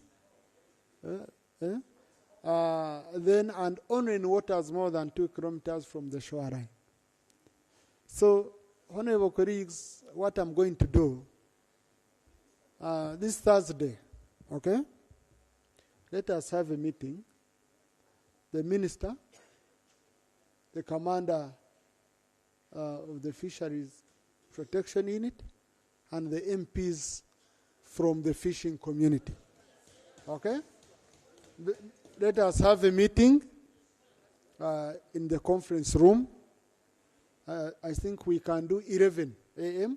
We first go, and the representatives of the fishing, I think they have associations, groups, they have a forum, and we first really go deeper, okay, in this issue, and we see whether what the minister is saying here. Because now it's going to be the minister's word against. Number 2, there is a commander who doesn't have access here. Okay? We are going to go here, we disparage her, we do what, and then she cannot enter this parliament to defend herself, and then we come back and we report to this house what we discussed. The Honorable Minister Baram had wanted to say something, then I'll just pick a few people. All right, Honorable Speaker. First of all, I would like to thank the members of Parliament who are fighting for their people. But then I also need to appreciate my sister, the Minister, Honorable Helen Adoa, for the statement issued. It is now clear, Honorable Chamuswa, you called it a shallow statement. It is unparliamentary. But what I need to assure you is she has solved the problem. We can now fish 2 kilometers off the shoreline. And no, that is what it's now in Parliament. It's on floor of Parliament. It's on record. So we can fish 2 kilometers, and also we can fish 15 days. We can fish 15 days, and the only method banned is hurry up. So the problem is solved. Thank you. Thank you very much. Honorable Minister, Shadow Minister for Fisheries, then I will allow Honorable Kawanda. Thank you very much, Yes, Right Honorable I Speaker. will allow you. Right Honorable Speaker, as the Shadow Minister for Fisheries, I can clearly state that I'm really disappointed in the minister's statement. Why? Right Honorable Speaker, the Fisheries and Aquaculture Bill was assented to by the President in 2023 February. And it is now 1.5 years without us getting regulations, Right Honourable Speaker. Right Honourable Speaker, let the Minister be clear as of when shall these regulations be tabled, Right Honourable Speaker. Because now we are tired of saying, Right Honourable Speaker, several times we've raised this issue here, and the Prime Minister has always promised members here that we shall be meeting as members from the fishing communities. We met for one time and nothing has come out. Right Honourable Speaker, the confusion that has been brought into the fishing sector by both the Minister of State for Fisheries and the FPU Commander, we shall not tolerate it. The Minister here has clearly stated it about the fishing, one of the fishing methods of silverfish fishing, that is hurry up. And she's even stating the depth of the water and all the gears to be used. I want the Honourable Minister to clarify to me or help me understand under what law are you getting those guidelines, yet it is the members of Parliament to debate on the regulations and we pass them. Where are you getting these regulations that you're even giving them to people here on the floor of Parliament? Then the other thing, Right Honourable Speaker, the new act is very clear.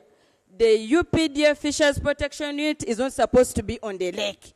We don't know, Honourable Minister, help us understand. Have you failed to give a directive? Because they're not supposed to be on the lake, and they are currently implementing illegal actions on the lake. Lastly, Right Honourable Speaker, why we need the regulations very urgent. They will even help us to limit the importation of illegal materials or illegal fishing gears that are making our fishermen to shift from one method to another. These people are losing a lot of money because of no clear law. We need the regulations for the law to be fully implemented, the operation, so that the law can be consulted for effective implementation. My prayers. Right Honourable Speaker. No, Minister. No. Okay, Honourable. Now you've become ordinary like us. Okay. Right Honourable Speaker. I want the Honourable colleague to give us a real day or to give guidance as of when these regulations, the time frame, these regulations will be tabled. 2, which directive should the fishermen on the islands follow? You gave a directive. You're still insisting. The FPU commander is still on the lakes also implementing the directive. We need an answer now. Lastly, Right Honourable Speaker, if the Minister for Fisheries, Helen Adoa, cannot table the regulations, I offer myself as the shadow minister to table the regulations in this Parliament. Thank you, Right Honourable Speaker. Honourable Commander, you had wanted to.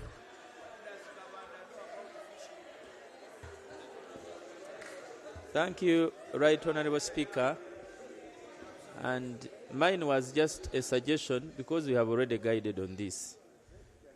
You have already said that the Minister for Fisheries and the MPs from the fishing community should have a meeting on Thursday. Maybe there we can have a debate. I am just suggesting that maybe you can also request the Minister for Defence to be part of the meeting, because the Fisheries Protection Unit does not fall under the Ministry of Agriculture, but it falls under the Ministry of Defence. And anything that is to do with the defence, it is the Ministry for Defence to come and answer. Thank you. Not purely you. Honourable colleagues, Thursday, 11:30, conference hall. We shall go deep and we shall come back and report here. Honourable Chief Whip, I need an update.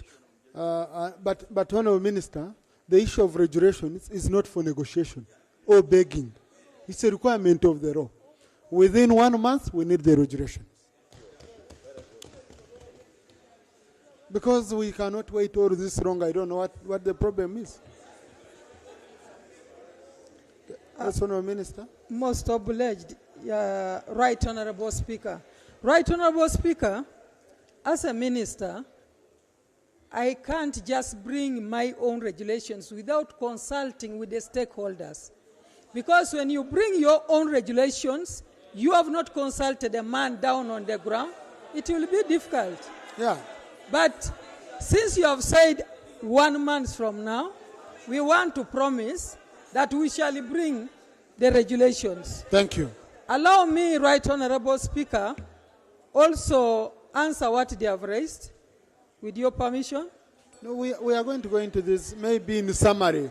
In summary, I want my honorable colleagues here to understand and to encourage the fishers out there. Nobody should stop silver fishers from going to the lake in the name of hurry up. Right Honorable Speaker, hurry up was a method that was brought by our neighbors. Within minutes, if they put the nets around this compound, within minutes, it will go up to Lugogo, and it depletes lake within a short time. But we have other methods that we have been using all these years. Honourable Minister, let's discuss this on Thursday as I guide, because I know this issue. Right, Honourable. When you see me when insisting, we're in Chankwansi, when you see me insisting, you know this issue very well. I know this issue very well. I know how explosive it can be. Let's first have a meeting of minds on the same. Honourable Chief Whip.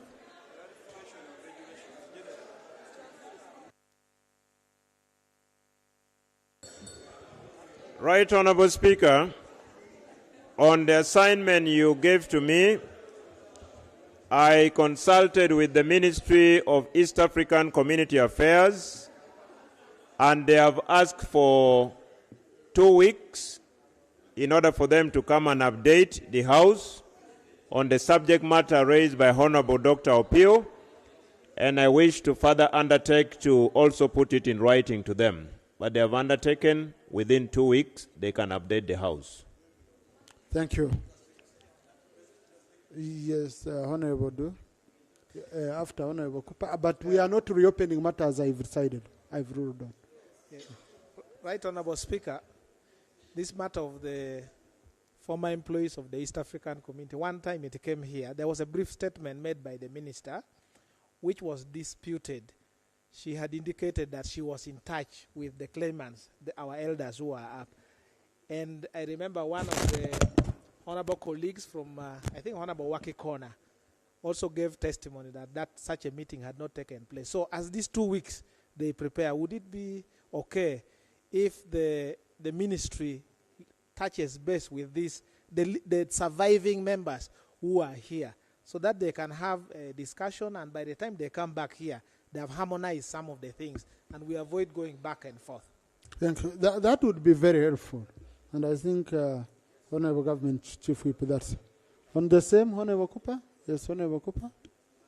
Chair, I will reserve the others on the regulations of the fishing bill. Right Honourable Speaker, you look at those old people there. One time we had a meeting in your office, and where you are directed that we would have a meeting with the technical team and then the committee. Now that we have these 2 weeks, like Honorable Odor has stated, can you cause that meeting now to happen between the committee, because now we have new leadership, new members of the committee of the East African First Community, with these elders and with the officials, together with the two of us who have been leading me together with Honorable Achut, such that by the time the minister comes here, maybe we would have even interacted with the minister and the PS. It's a pain for us to be seated here, and year in, year out, we are seeing these elders trekking the road. Some of them have died, some of them struggled to get here without transport. Now they have been called here, they are going back with an answer. So, Right Honourable Speaker, I want to appeal to you that you cause the Committee of East African Affairs Community, together with these elders and the technical to meet, such that by the time they bring a report, most of the issues should have been resolved. Right Honourable Speaker. Thank you. I really appreciate your concern, Honourable Cooper. But you see, this is an issue where I didn't see any contention, much contention, between what the Minister for East African Affairs is saying and what the petitioners are saying.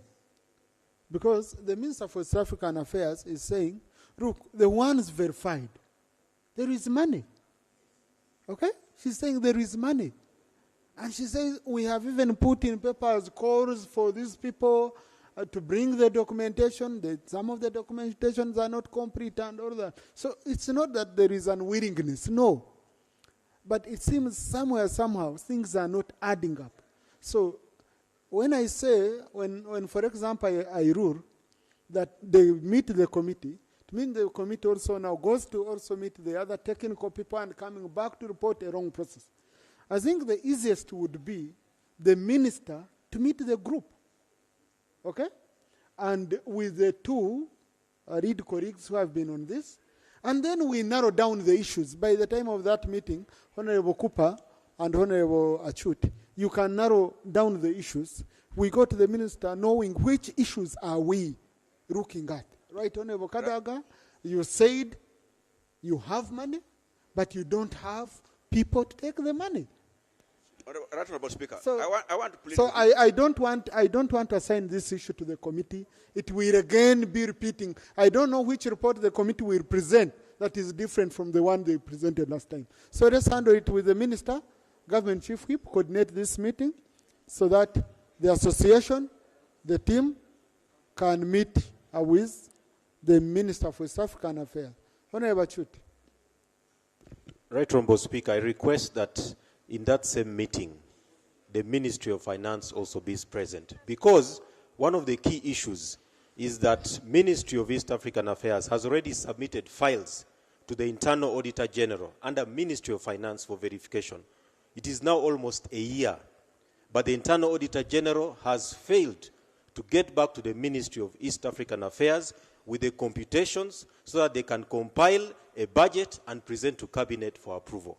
So I really request that let Minister of Finance and the Internal Auditor General be present in that meeting so that we can be able to get that issue addressed. Sure. And also the Attorney General, because there is the East Africa Community Mediation Agreement Bill, which the Minister indicated last time that she was also having challenges navigating through the processes within the Attorney General's office to ensure that it is tabled on the floor itself. Thank you. Thank you. Government Chief Whip, I think you can coordinate all this. Finance, Honorable Msasiza has given us all the time we ask him for. I don't think he can deny us this time. But in the meantime, you can talk to the Internal Auditor General at the ministry to be expediting this process in preparation for this meeting. Thank you. So Government Chief Whip, coordinate this. Okay? Please.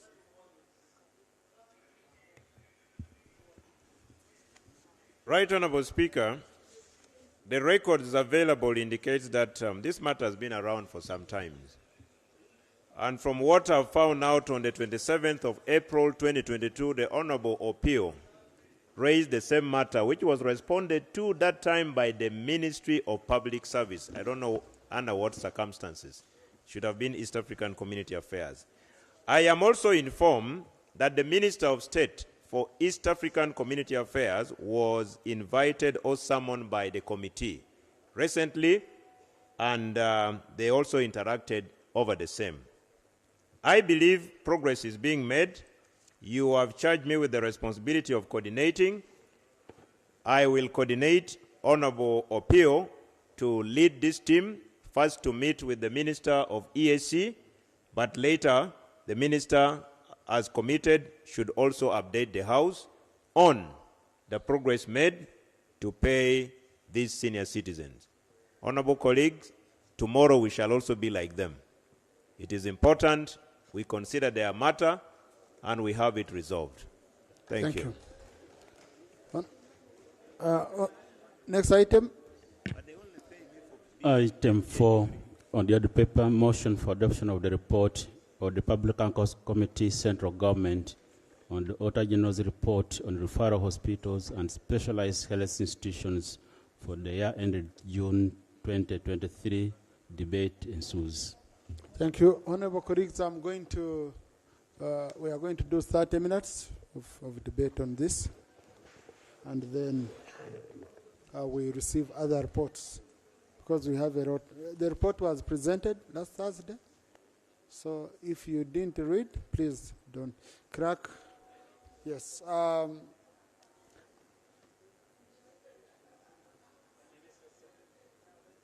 Yes. I'm starting with members who were here that day who waited for the reading of the report.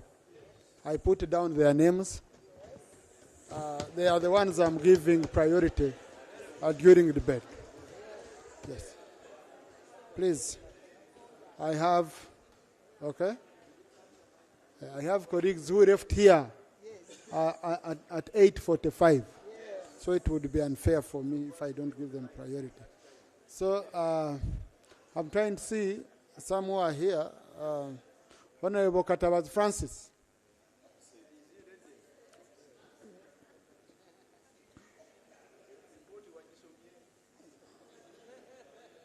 If you're a member of the committee, please. If you know you're a member of the committee. Thank you very much, Right Honorable Speaker. And I would like to thank the chairperson and the members of the committee for such a wonderful report. Of course, it clearly showed the variance in the NTR as what is submitted, and of course we clearly saw some hospitals like where we come from, Masaka, submitting less to the treasury as compared to what they collect. Then the other issue is about the medicine in the stores, which is always delivered very late. Now, I really don't know. I think something must be done about this. It's a common thing that the medicines are normally delivered very late. Now, I wonder when somebody is prescribed the medicine and then it comes after 6 months, what the intention of the suppliers and the Ministry of Health, we really need to caution them. And the stores being so limited and not being up to date is also one other thing which I noticed in the report that should be worked on to make sure that storage facilities are worked on. There is enough space for the medicines. And then, of course, the staffing levels of the hospitals, they are quite wanting. And the general service delivery, or like when somebody is sick, I think that's why some of us here have had issues going there, and maybe they had to be flown from some other smaller health centers to the specialized ones. Yeah, thank you very much. Thank you. Honorable Dr. Charles Sayume. Thank you, Right Honorable. I would like to thank the committee for their report. Right Honorable Speaker, on the issue of non-tax revenue, the ceiling set by Ministry of Finance are low, and yet most of these regional hospitals and the national referral hospitals have the potential to collect above and beyond. So it's my humble request that Ministry of Finance increases the targets for NTR, but also allows some of that NTR to be spent at source for maintenance and motivating some of these health workers. Right Honorable Speaker and colleagues, if the rules permitted me, Right Honorable Speaker, I would have knelt down that specialized services in this country can't be free. We are in a neighborhood where some of our neighbors rely predominantly on our services. We shall run down our heart services, our cancer services, if we think that in the spirit of Pan-Africanism, our healthcare system, especially the super specialized services, can be entirely free. Right Honorable, as I conclude, the ICU in Mulago, 28 beds, 14, as he had said in his report, are working. And honorable members and colleagues, our ICU services are 2 million shillings per week in Mulago Hospital. But when you go to the private sector, it's 4 million shillings per day. And sometimes members are in the queue, you're spending in the private services, and yet you're trying to get space in Mulago. So it's my humble request that we find that money, 580 million shillings, to recruit the requisite staff so that the other 14 beds can be operational. Finally, Right Honorable Speaker, I'll insist Masaka Regional Referral Hospital needs 590 million shillings for their ICU to be operational. If we can find that money, we'll have saved lives, because we know that highway is a death trap. Thank you, Right Honorable Speaker. Thank you, Honorable Jennifer Mbabazi. Followed by Honorable Dr. Singoma Patrick. Thank you very much, Right Honorable Speaker. I want to appreciate the committee for the good report.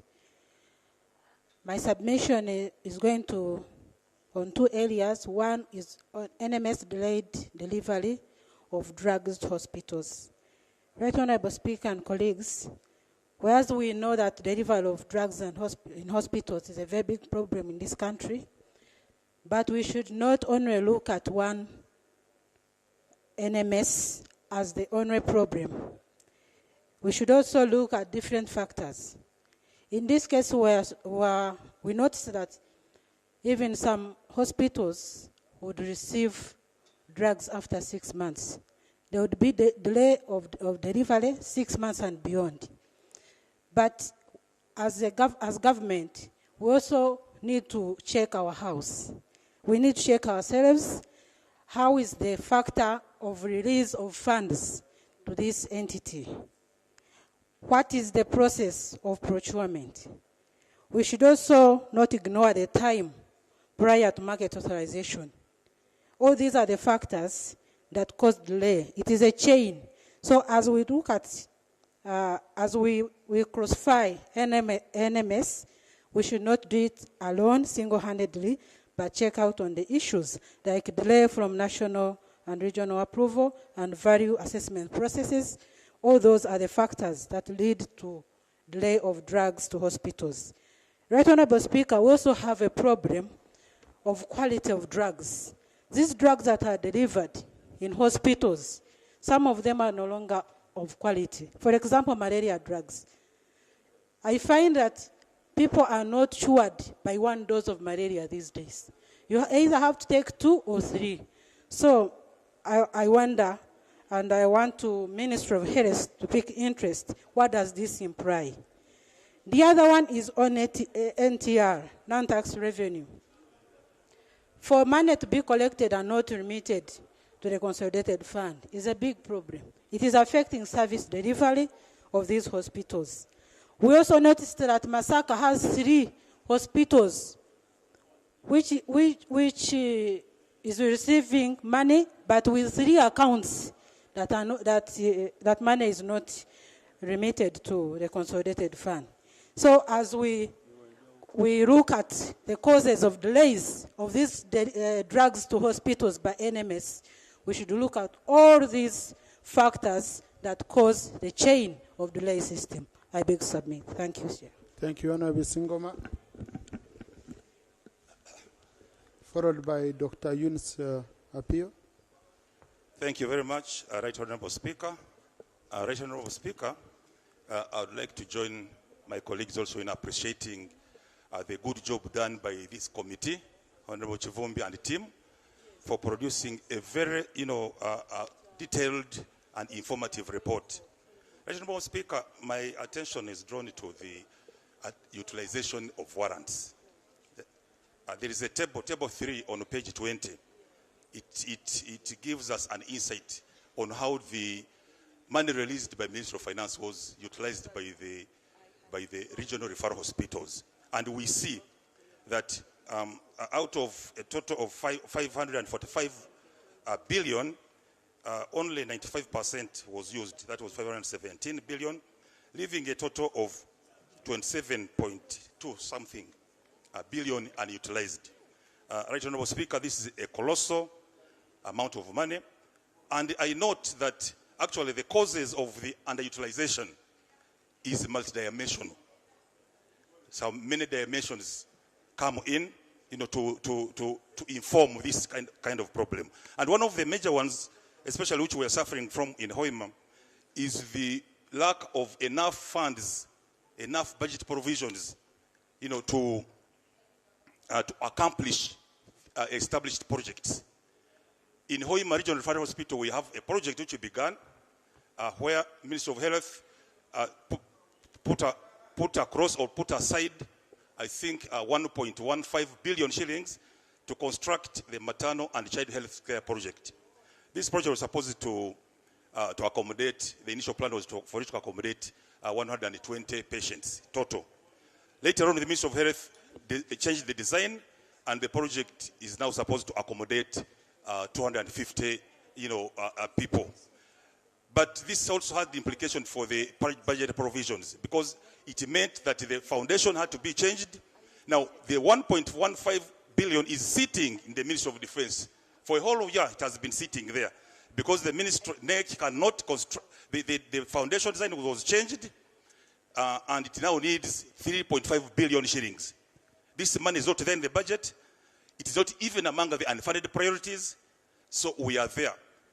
A big referral hospital with a huge catchment area, suffering because of this kind of, imbalance. So I would like to urge the Ministry of Finance and the Ministry of Health to really now, at least for the first time, they should rise to the occasion and ensure that this project, the maternal and child health care project or complex, which was supposed to construct in Hoima Regional Referral Hospital. And this hospital, Honorable Speaker, is just in the center of my constituency. So I would pray that the two ministries, come to our aid and handle this project as quickly as possible. Otherwise, I want to thank the committee for a good job, well done. And Right Honorable Speaker, I beg to move. Thank you, Dr. Appiah. Thank you very much, Right Honorable Speaker. I would like to thank the committee as well. But also note that there are a number of things that are sticking out. And in this case, for me, I would like to underscore the issue of the high or runaway rate of maternal mortality at Jinja Regional Referral Hospital. It sticks out because it's almost triple the national average. It's at 777 per 100,000 live birth compared to 189. And I'm wondering what the rest of the country, what the rest of the facilities might be offering, because the committee did not give us that comparative, the opportunity to do a comparative, analysis, on maternal mortality rates. And Right Honorable Speaker, must this continue? I know this underscores the inefficiency. I think that is the mind of that's the mind of the committee, to kind of link the outcomes at the end of the day to the inefficiency that is happening within the facilities, but also they have underscored the rot or the mess in the referral system. And I'm wondering whether we're going to do anything at all about this. 777 is a very bad case. I would like to move, Right Honorable Speaker, that we pick out this particular aspect of our report, of the committee report, and find out more what might be at the root of this very bad figure in Jinja Regional Referral Hospital, and further find out if the situation might be any different in other regional referral hospitals, because, we don't need mothers dying because they're bringing out new life into the world. Thank you very much, Honorable Speaker. Thank you. Honorable Dr. Yunus, luckily enough, the chairperson of the Committee on Health is a member of this committee of PAC, Dr. Yonga. So he must have followed up on these issues. And committees, sectoral committees, you need to get interested into reports of accountability committees. Because that's at the time of budgeting, these are salient issues brought out. It's very, very important for chairpersons of sector committees speaking out on these issues and they follow up on them. Honorable Cooper. Thank you, Right Honorable Speaker. Followed by Honorable Ngoya, John Bosco. Right Honorable Speaker, let me start with the non-tax revenue. Right Honorable Speaker, when you look at the target given to these regional hospitals, it is 34 billion. But the collection which was made is 28 billion. The total budget for this regional referral hospital is 1 trillion. Couldn't the government even make this money available? It's about a trillion. For the regional, for all the regional referral hospitals. So we are making our people suffer just because of pay. Some even can't afford, get into problems. So can't that be collected? Even those who have met the budget, but the non-tax, their targets, they have done it because they are charging almost everything now when you go to hospital. You find people being charged everything. Two, you don't have, there is no fee structure in the hospitals.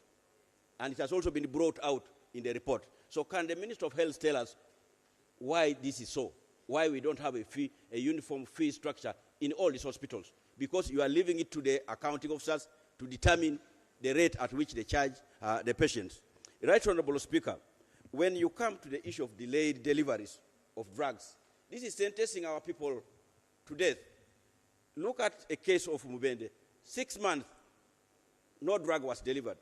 Look at the people who are living on ARVs, who cannot afford. How do they survive? So, can the committee tell us what was the reason given? What were the reasons given for failure to deliver drugs on time? I don't buy the argument given by a colleague, but that's a reason that possibly the problem is with the delays in the release of funds. Because funds are released for drugs for all these regional hospitals at the same time, why should others receive drugs and others not receive? Because the money is received at the same time.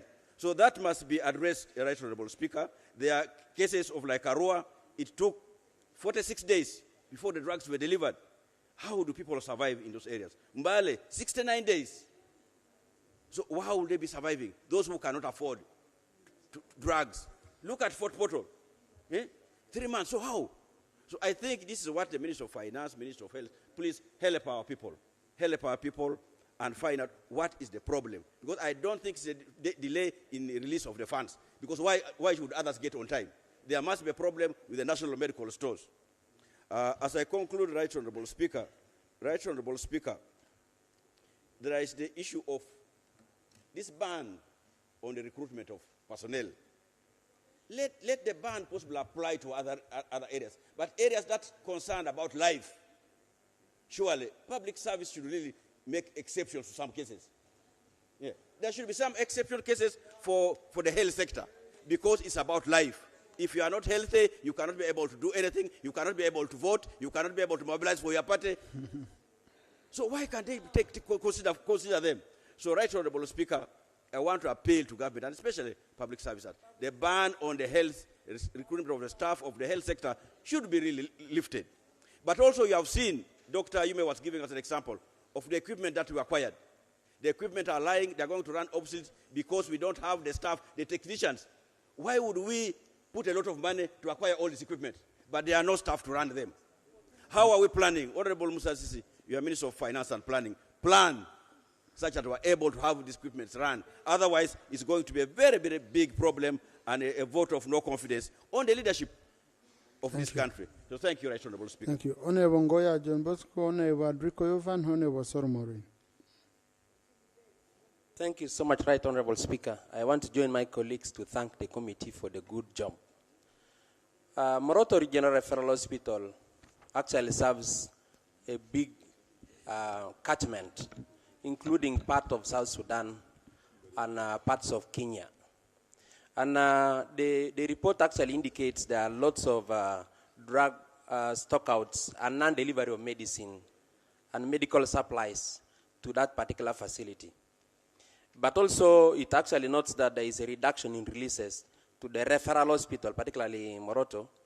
And amidst these huge regional health service needs of the region, you can actually be able to tell why the development indices are very dire in the region.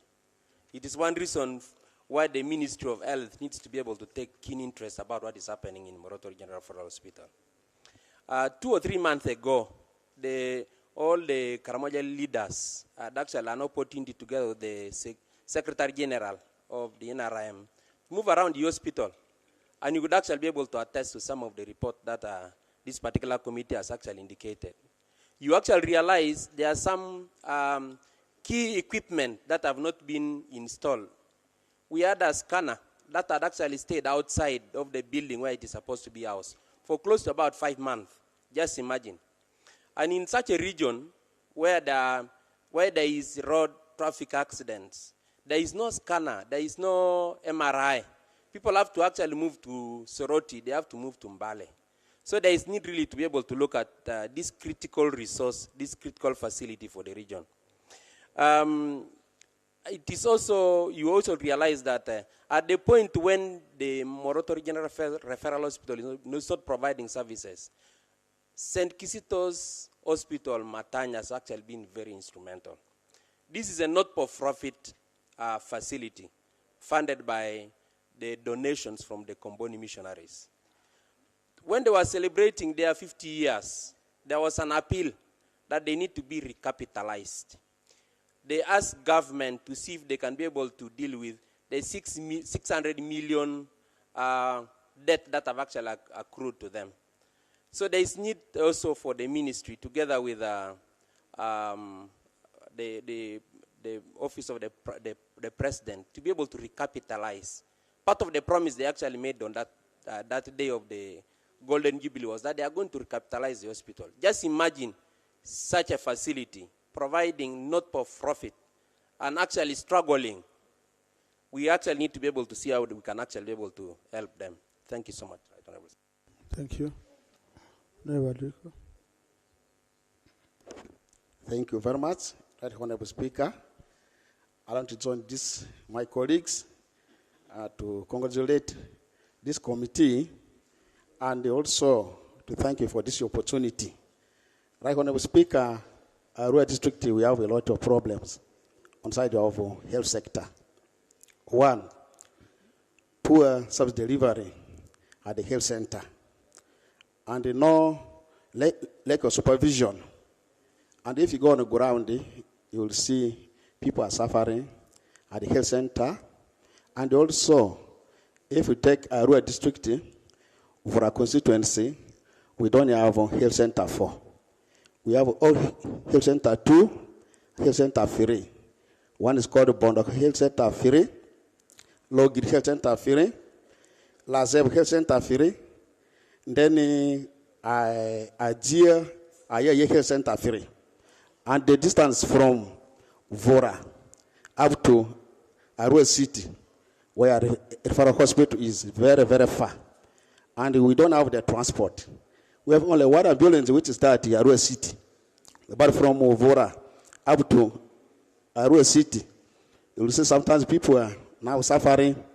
And if there is any emergency, then to get the transport become a problem. So our people are suffering because of Vora is the border between with the Zombo. From border Zombo to Arua for a hospital, which is very, very far. And also, if you go to the ground there, you see there's a lot of problem still of drugs by the technical staff. You will see government will send the drug. After 2 to 3 days, drug is over. This means some technical people, they're always on the ground, busy stealing the drugs of the government. And we are near the border with the Congo. And the number of persons who come and get the service to Uganda are too many. And you'll see people are now lining to go and get the service. I appeal to the government to send more drugs to Vora health centers, and also government should really improve our health center 4 of Bondo to become health center 4 and send more staff so that we can deliver service to our people. So, Right Honorable Speaker, I thank you very much. We have a lot of issues, so I appeal to the ministry to go on the ground and address the issue of Vora on the side of health. Thank you. Thank you, Honorable Sir Maureen. Thank you very much, Right Honorable Speaker. I want to thank my